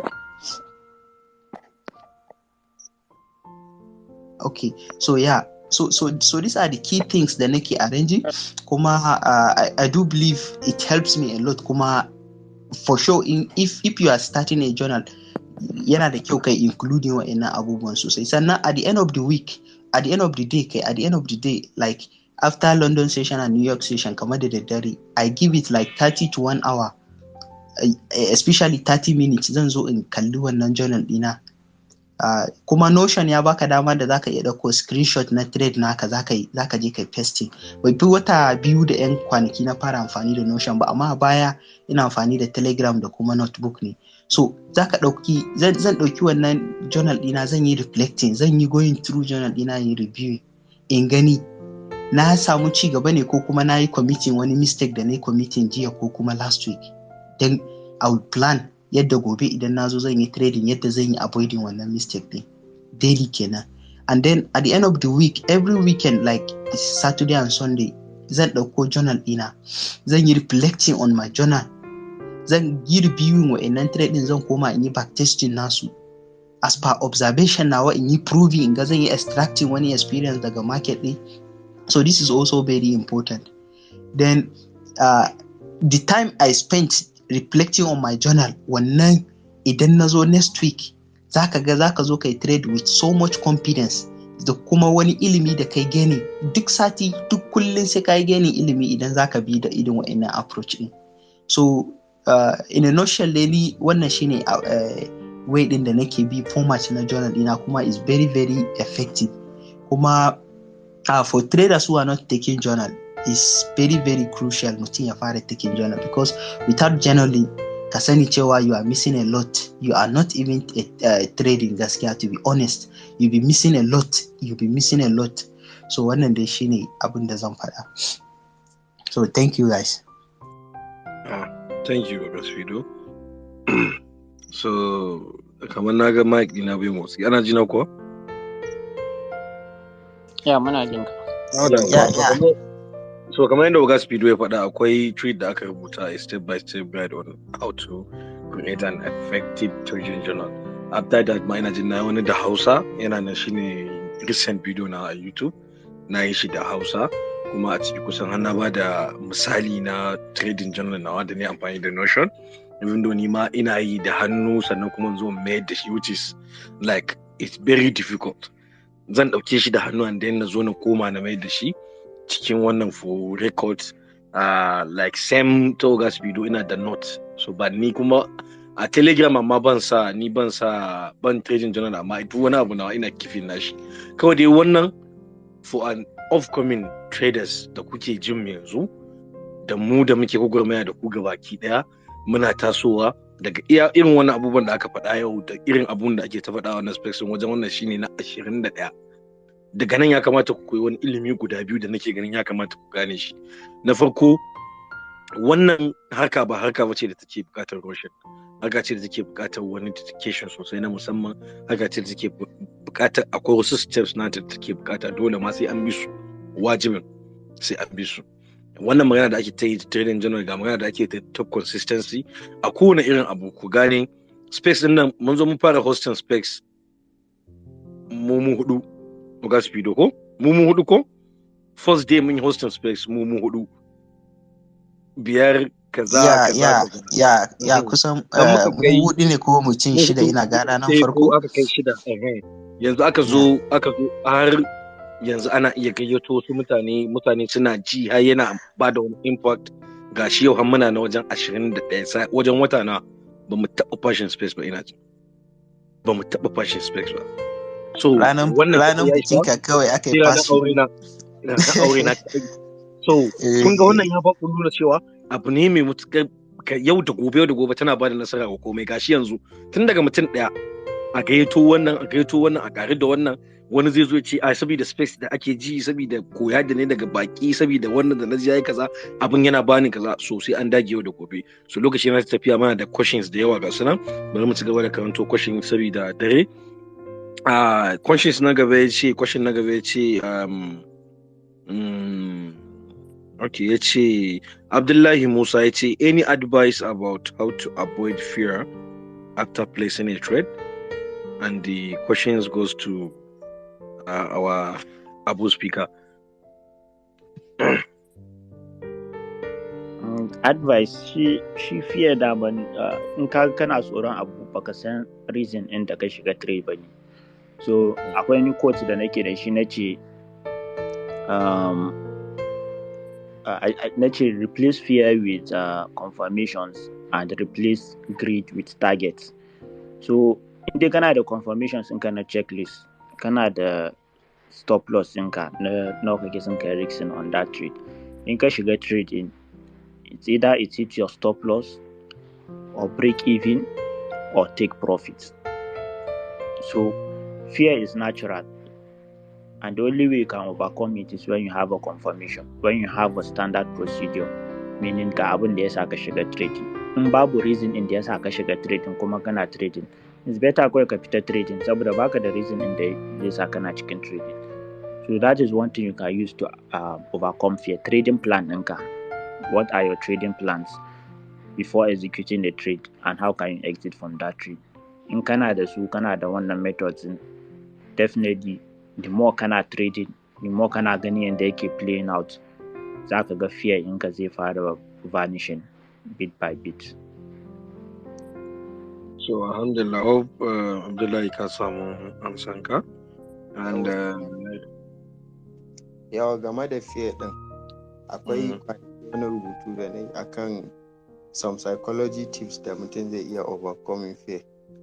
Kamar 3 points ne na ce fear of losing disappears when you start thinking in probabilities. Sannan kuma fear of missing out disappears when you start trusting your own trading system. Sannan kuma fear of failure disappears when you start thinking long term, ba wai short term.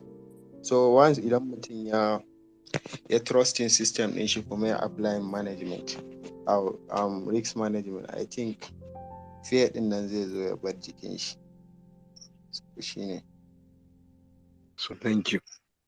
Yarima, kaji Abdullahi Musa, kaji gwalagwalan an so shi ko ta kowane fanni. So alhamdulillah, Allah sa zaka ji kuma ka yi amfani da hakan.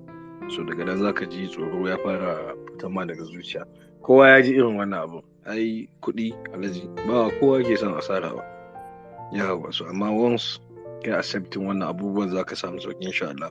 So next question is from CD Hussein. Okay, this is no question. Then we move. Yaran kirki ya ce mun ji daɗin maganar babban bako, Allah ya ƙara basira. Tambaya ta ita ce wata shawara babban bako zai ba wa mu ƙananan traders masu tasowa? Na gode. Yawa, I mean, so if in kai yanzu kake fara trading ko yanzu ka taso kana neman yadda za ka yi trading, inda muka faɗa a farkon space nan, abu mai muhimmanci shine ka nema ilimi. Kar ka ɓata lokaci kana yin abubuwa da baka da ilimi a kan shi. So abu na farko ka nema ilimi, kuma ka nema ilimi wurin wanda ka san yana da result. Like kana ganin result in shi, ka san wannan ya san abin da yake, kaga abubuwan da yake, kaga wa'inda ya taimaka ma, kuma kaga feedbacks daga wanda suka koya a wurin shi ko kuma wa'inda suka taimaka musu su ma suka iya trading din. So abu muhimmanci shine ka nemi ilimi, ka ɓata lokaci wurin wai kai zaka koya da kanka. In zaka koya da kanka ba ba za ka zo ka iya ba fa, za ka iya, amma maybe wurin koya da kanka sai kai shekara 3 kana koya da kanka kafin ka iya. Amma kuma ka samu wanda already ya bi hanyar da kake son ka bi, sai ka ga a wata 6 ko shekara 1 at least ka fara sanin abin da kake. So bambancin kenan, kana iya koya da kanka amma zai ɗauke more time, kuma ka bi wanda already ya san me yake, yana da experience, za ka koya daga wurin shi, za ka koya in a short span. So it's important as a newbie, first thing you need to have in your mind is knowledge. Pursue knowledge from credible teachers, credible channels, wanda ka san yes wannan ya achieving kaza is obvious.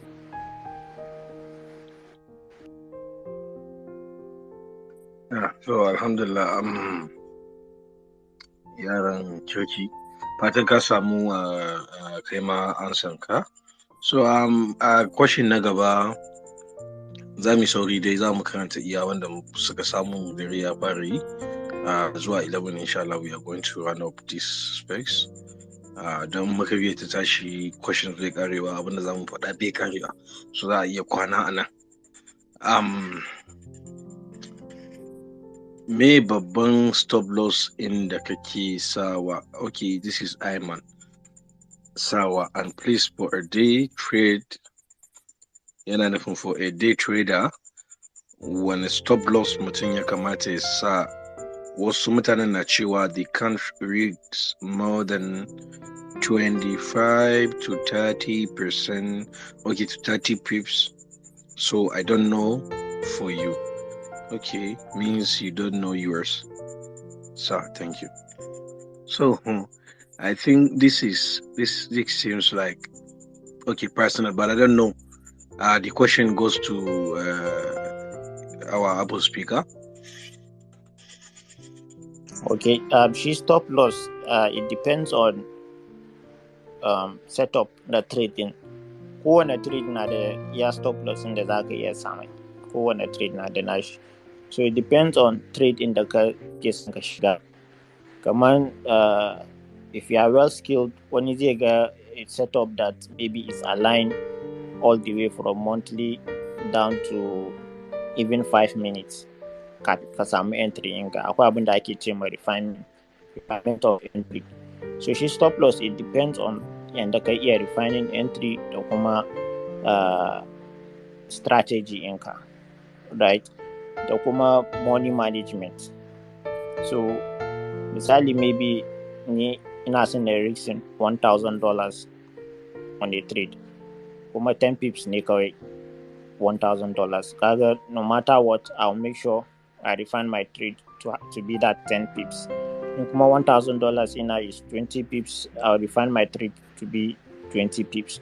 So it all comes down to in the trading for me, right? So I'm as a newbie, based on my own experience. If I'm trading, maybe day trading, most of the time in stop loss ina is above 15 pips.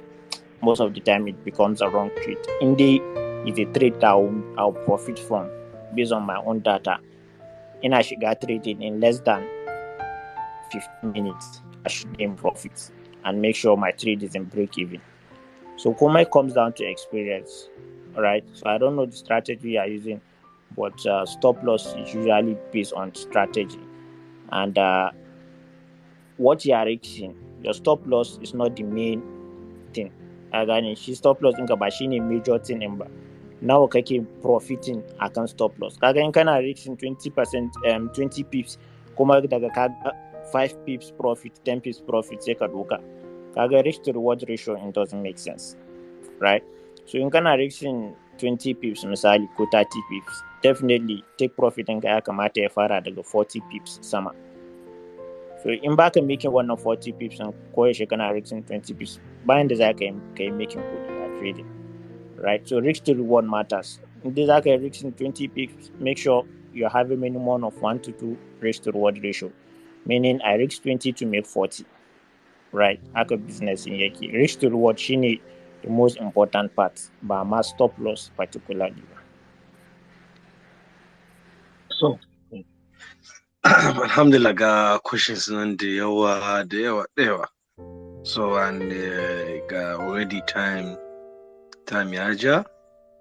So sauran minti da wani ce albarka auto, masha Allah, jazakallahu bi khairin Umar Khan for bringing us this great opportunity to hear from a world-class speaker in person of your mindset. Jazakallah bi khairin for your time to very educative content heard and will be implemented inshallah.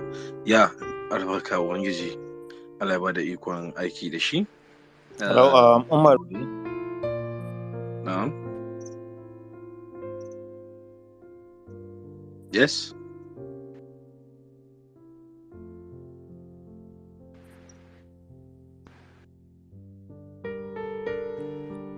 Hello. Yeah, sorry. Ka yi breaking, ban ji abin da ka faɗa ba. Okay, wannan ba tambaya yi ba. Kawai ya yi godiya ne, ya ce time kuma sun ji insha Allah za su yi ƙoƙarin ɗauka insha Allah. So na ce mai Allah ya ba da iko. Okay. So I think za mu karanta last question. Okay, akwai wani question? Akwai questions da yawa, but this will be the last. And assalamu alaikum, Awal Ibrahim Magaji. Assalamu alaikum. Thanks to the speakers, the speaker, the special guest, and my fellow colleagues. My question is that we being the upcoming trader, where should we specify our studies on? Or should we study randomly? Second, how did you compound your capital? It is firm or investor? And the question goes to our able speaker. Okay, ban ji first part of question din ba sosai. The first part of question, you were asking why su matsayin su na masu tasowa ta ina ya kamata To koya? This is very funny. Yes, now because the I can see the person that is asking for this question, Awal Ibrahim Magaji. He's one of my mentee, and he's already on phase 2 on his challenge, but he's still asking for ta ina ya kamata ya fara koya. Well, shi trading ba za ka taba gama koya ba. Is a process, is a journey. So ko abin da kake every so amma wanda yake son ya fara koya, you can go to in baka da maybe capital na biyan a mentor at this point. Ka koya a Baby Pips is free. Baby Pips has been there for many years. Kana iya zuwa Baby Pips ka samu basics ɗinka da sauransu. Daga dan kuma you start practicing, but you fail a lot in baka samu mentor wanda zai ce ma wannan ka share wannan knowledge in wannan is not useful. This is the it's not useful. You just need this and this and you're good to go. Right? So kuma maganan compound, mu da muka fara nothing like prop firm, right? And I personally compound my money.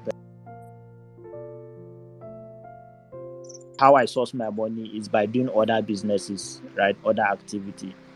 Then for once, I want to own a hedge fund in the future. Hedge funds, investment company, and the rest. In fact, I'll say I own one, but it's private at the moment.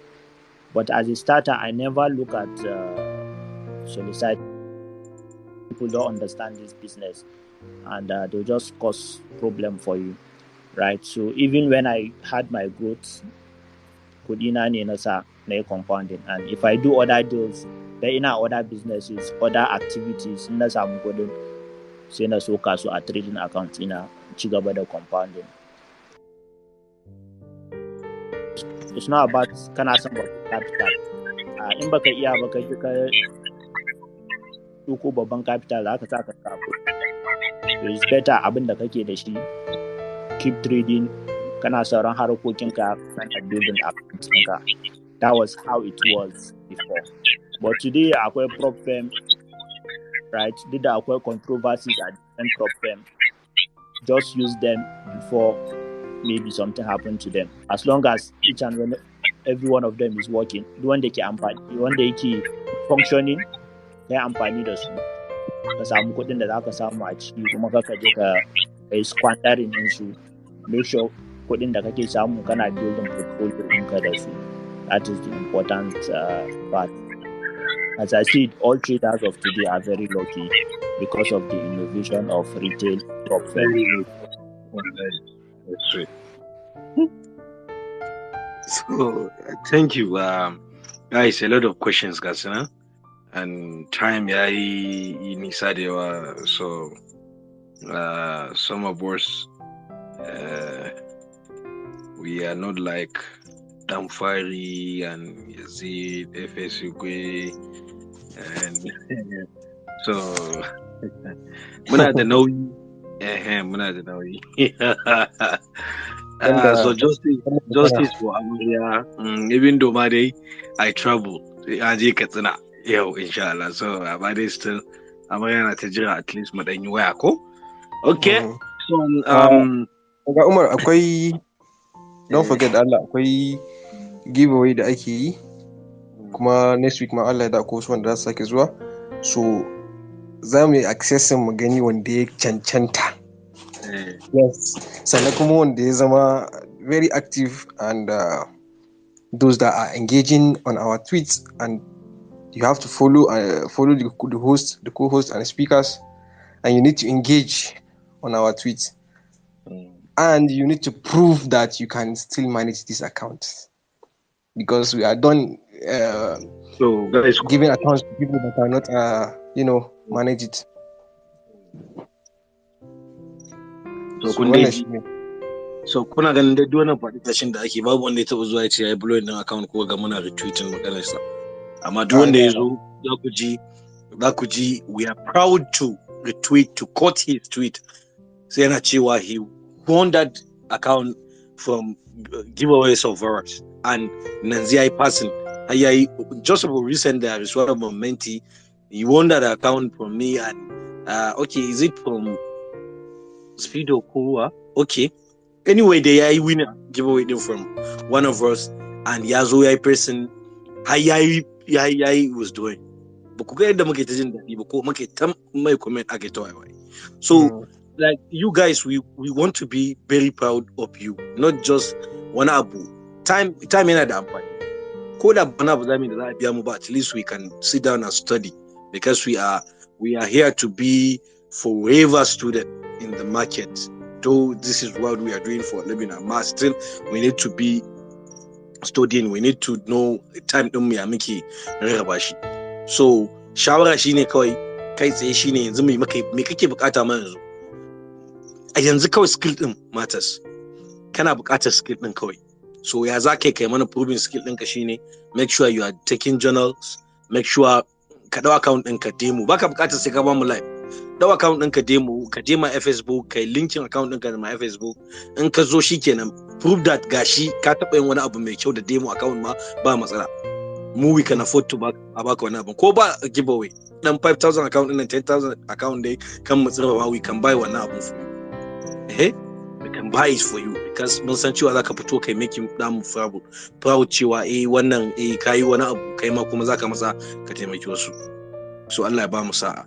Because of wannan dalilan da yawa za a ta bada giveaway din, za a ta bayarwa.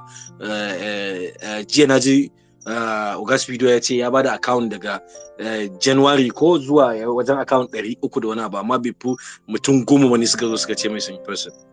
Jiya mun yi space akan yadda mutane suke treating abun, saboda people's only value what they pay for.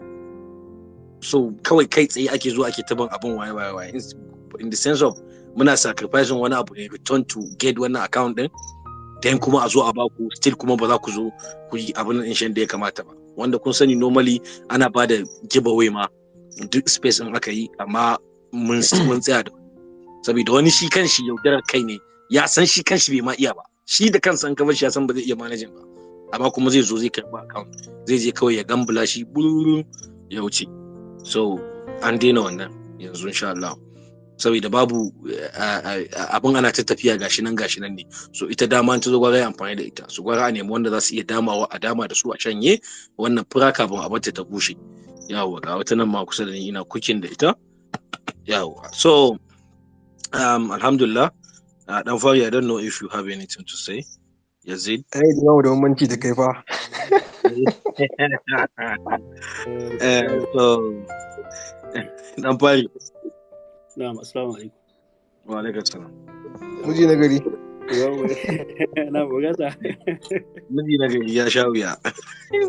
Miji na gari yana kai shan wahala ka. Ana sarkin shi. Yeah, so assalamu alaikum once again, and barkanmu da dare.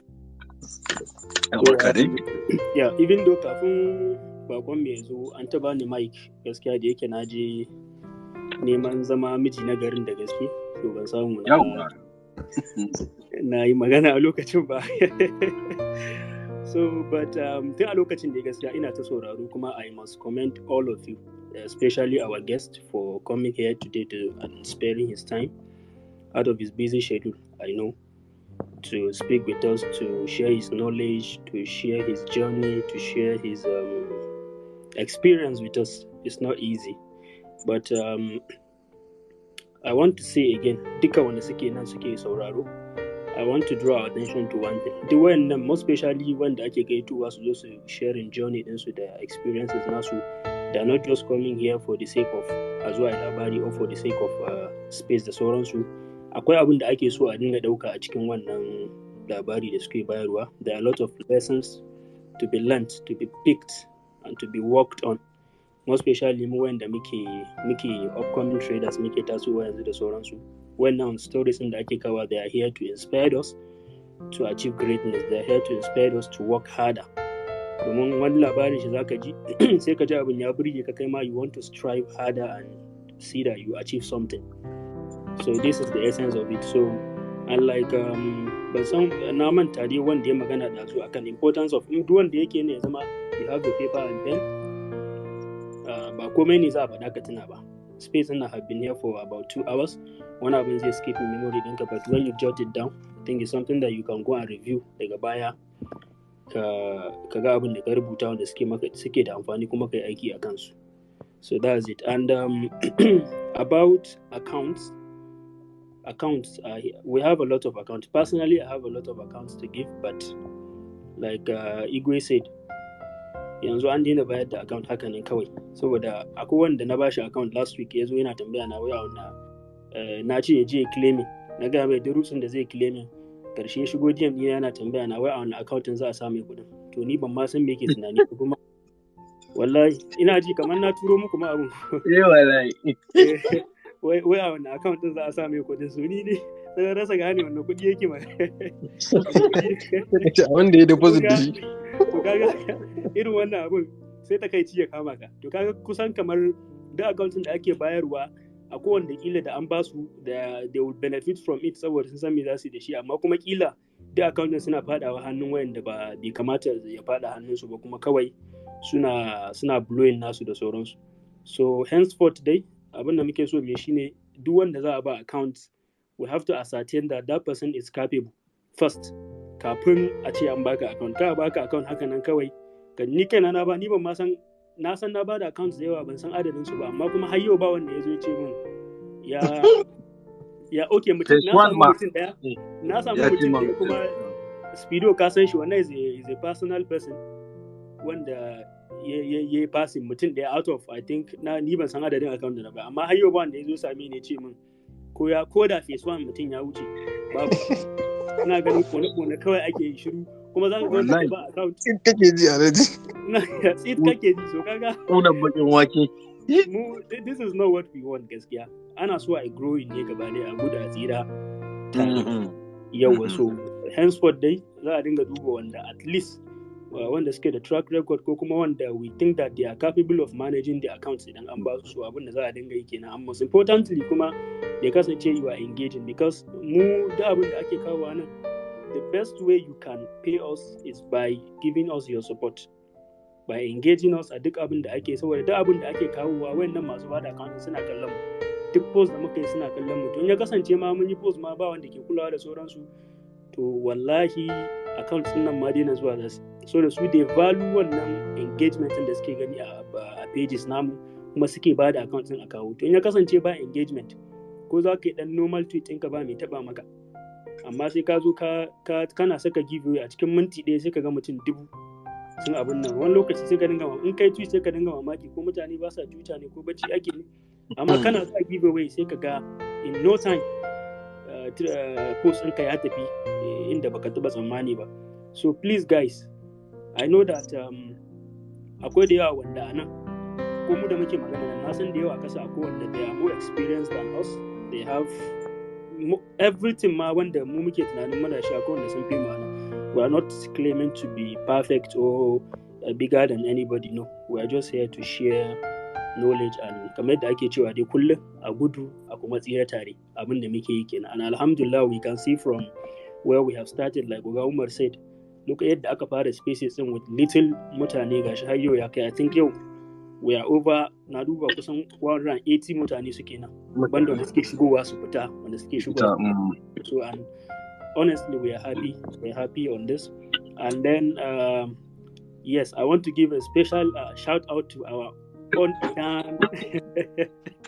Oga Speedo. You know, this guy has played a very, very, very vital role in making sure that this is happening. Because dan ya cewa kusan shi ya haɗu kanmu gaba ɗaya ya ce like let's do this together. So I appreciate you, sir. Always and forever. You will always be remembered. So I think that this is the little I have to say. And for our special guest of today, thank you once out of your busy schedule to speak with us. Thank you so much. So this is what I have to say for today, and we meet for tomorrow. Akwai space gobe ko gas video? Akwai space gobe. Allah ya kai. Shi ina ya maka ne ma ban gan shi ba. Okay, so ya tuka ne ba shi da speaker ne kun tura wai speaker. So alhamdulillah yanzu kam ina jin akwai na ga gaba ɗaya mutum biyu ne suka tura mana request. Ban sanya ainihin bakon mu ba ko za mu rufe da su ko kuma I don't know ban sanya time ɗinka ba sa. Okay, yeah, zaka iya ba su. Yeah, so only those two people, and the first person is Brody. Okay, Brody.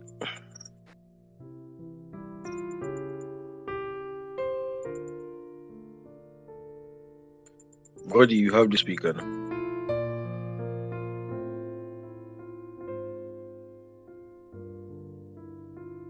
Brody.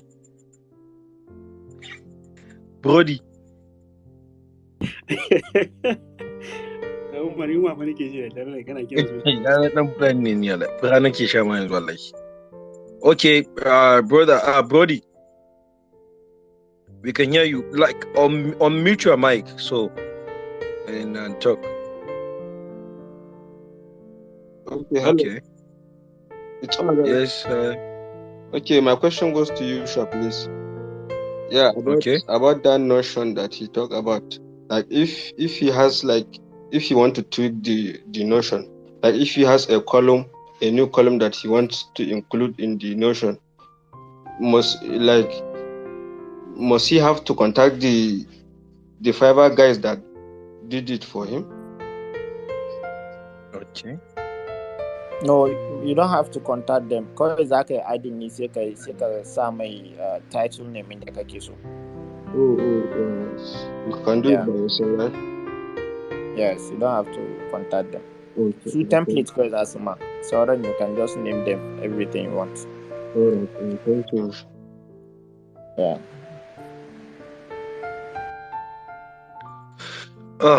So alhamdulillah ina tin anan za mu karkare. So you can see our speakers above. Damfari, Yazid, Fesugwe, and Speedo, and our Abu, special guest for today. Please give us all a follow. Yes, because za mu ci gaba da zuba energy. So kuma muna zubo energy inshallah. Sai muna samun masu ɗauka shine mu ma za mu ci gaba da samun ci gaba da ƙwarin gwiwa kawowa kusan ina jin zan bar wato ban sani ba speaker muna guest namu ko akwai wani abu da zai rufe mana da shi kafin mu tattare ta ba ma. Okay, so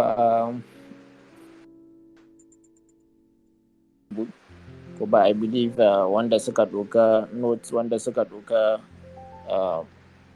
tips, information in da aka yi sharing, na san zai benefiting kanku sosai insha Allah. So abu ɗaya da nake son ku sani, nan da shekara 10, nan da shekara 20, nan da shekara 30, nan da shekara 40, akwai wanda za su zama su ne suke leading industry in, right? Yau muna da su George Soros, yau muna da su Ray Dalio, muna da su Paul Tudor da sauransu, su ne leaders in, right? So wannan position din is not forever. Dole nan da shekara 20, nan da shekara 30 wanda suke generation din za su taking over. So in kuma kai give up ko kuma baka ci gaba da neman ilimi ba, zai zo lokacin ba za a yi da kai ba. So kar ka rinka kallon yanzu, ka rinka kallon in Allah ya spare rayuwanka, Allah ya baka rai nan da shekara 50, shekara 60, a ina kake a lokacin? Mutane nawa ka taimaka ma, right? Mutane nawa suke ƙasan taimakonka da sauransu, abin da za ka yi tunani ke da. So in kai give up yanzu ko kuma ka zama too lazy yanzu, lokacin zai zo kuma maybe kai ne za ka rinka neman taimakon mutane saboda kai ka yi mistake in giving up, saboda kai ka yi kashe zuciyanka, ka gani. So it's important ka ga picture in nan da shekara 40 a ina muke kuma na san nan da shekara 40 insha Allah Africa will be the powerhouse.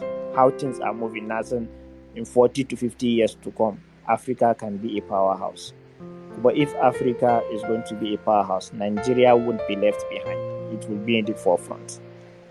So kuma to be leaders of that time, dole mu ne da muke da zuciyan yin abu yanzu. Mu ne za mu ɗauka wannan level in our time. Because it is not easy as a young chap to make a decision to be an entrepreneur. It is not easy. Right? So always think about that. In kana rayuwanka kullum ka rinka tunanin me kake son ka zama, a ina kake so ka ga kanka nan da shekara 50, nan da shekara 40, in dai da rai da lafiya, ga inda nake so na daga kaina. So what are the things? Duk wani decision da kai make before that time shine zai sa ka ga resulting a lokacin. In ka ɗauka positive decision, in ka ɗauka good decisions, that time za ka ga benefits. In ka ɗauka negative decision, in ka ɗauka bad decision, shi ma za ka gani. So you have to be careful, you have to be watchful, and you have to persevere. Don challenges kam za su zo, ko kana so ko ba ka so, challenges za su zo. So ka rike vision ɗinka, ka rike addu'anka, sannan kuma ka kai mistake in farin wanda already suna da ilimi. Duk wanda ka ga yana da ilimi sosai, ko yaya ne ka samu abu ka koya a wurin shi, ko ba trading ba ne, ko da na addini ne, ko da na business ne, ko da na politics ne. Duk wanda ka ga yana wani position da ka san it is very hard to reach that position, in Allah ya haɗa ku, make sure ilimin shi ya fi amfani, kuɗin shi ba komai ba ne, ka nemi ilimin. So I think that's all, and Allah ya ba mu sa'a. So amin. Godiya ta musamman ga Sayosha bisa yadda aka yi amsa mana gayyata da ba mu lokaci da aka yi, mun ji matuƙar daɗi, wanda kamar yadda Ogas Fido ya faɗa a farko, when we started these spaces, wasu ma like we contacted them personally, we wanted to like invite them to come and participate and contribute a ɗaga arewanmu, bi ma'ana arewanmu dai, yes, arewanmu, ko da daɗi ko ba daɗi, Bahaushe ce in ka bar gida ya barka. So har yanzu a lot of wa'annan mutanen, those people that like wasu ma they are laughing at us, they are thinking that this is something that we can't do it, ba za mu iya rikewa ba, so we can't make an impact, but here we are. Thank you, mun ji daɗi sosai. Magana ɗaya ta amsa, do wanda da yawa misali ina jin daga 2021 2022 masu shigowa da yawa, wasu ba za su san ka ba za su fahimci me ya faruwa, but because you seems like you choose to be low key wani abu yanzu.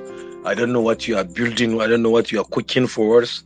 So an yi shuru, ana ta kallon mutane, still amma mun ji daɗi da musu gayyata da energy da aka zo aka bamu. So daga nan nake jin za mu wato ainihin gargare, sai Allah kai mu gobe akwai specs da za a yi na okay, trading da program, akan program shi kuma na Ogas Fido. So wanda suke da buƙatar discount kuma still they can contact us in the FS community or DM for the program discount, wanda suka san they can handle it, so we can get them a discount sosai. So shikenan, subhanakallahumma wa bihamdika ashhadu an la ilaha illa anta astaghfiruka wa atubu ilaika. So Allah ya tashe mu lafiya. Mun gode kowa da kowa.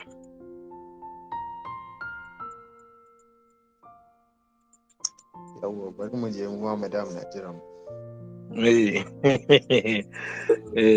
Daga nan shi ciwo shot na tafi wanda zai biyo ni bada can. Kai shuti na ban shuti. Gwauraye kai. Ka siya gawayi dai ko?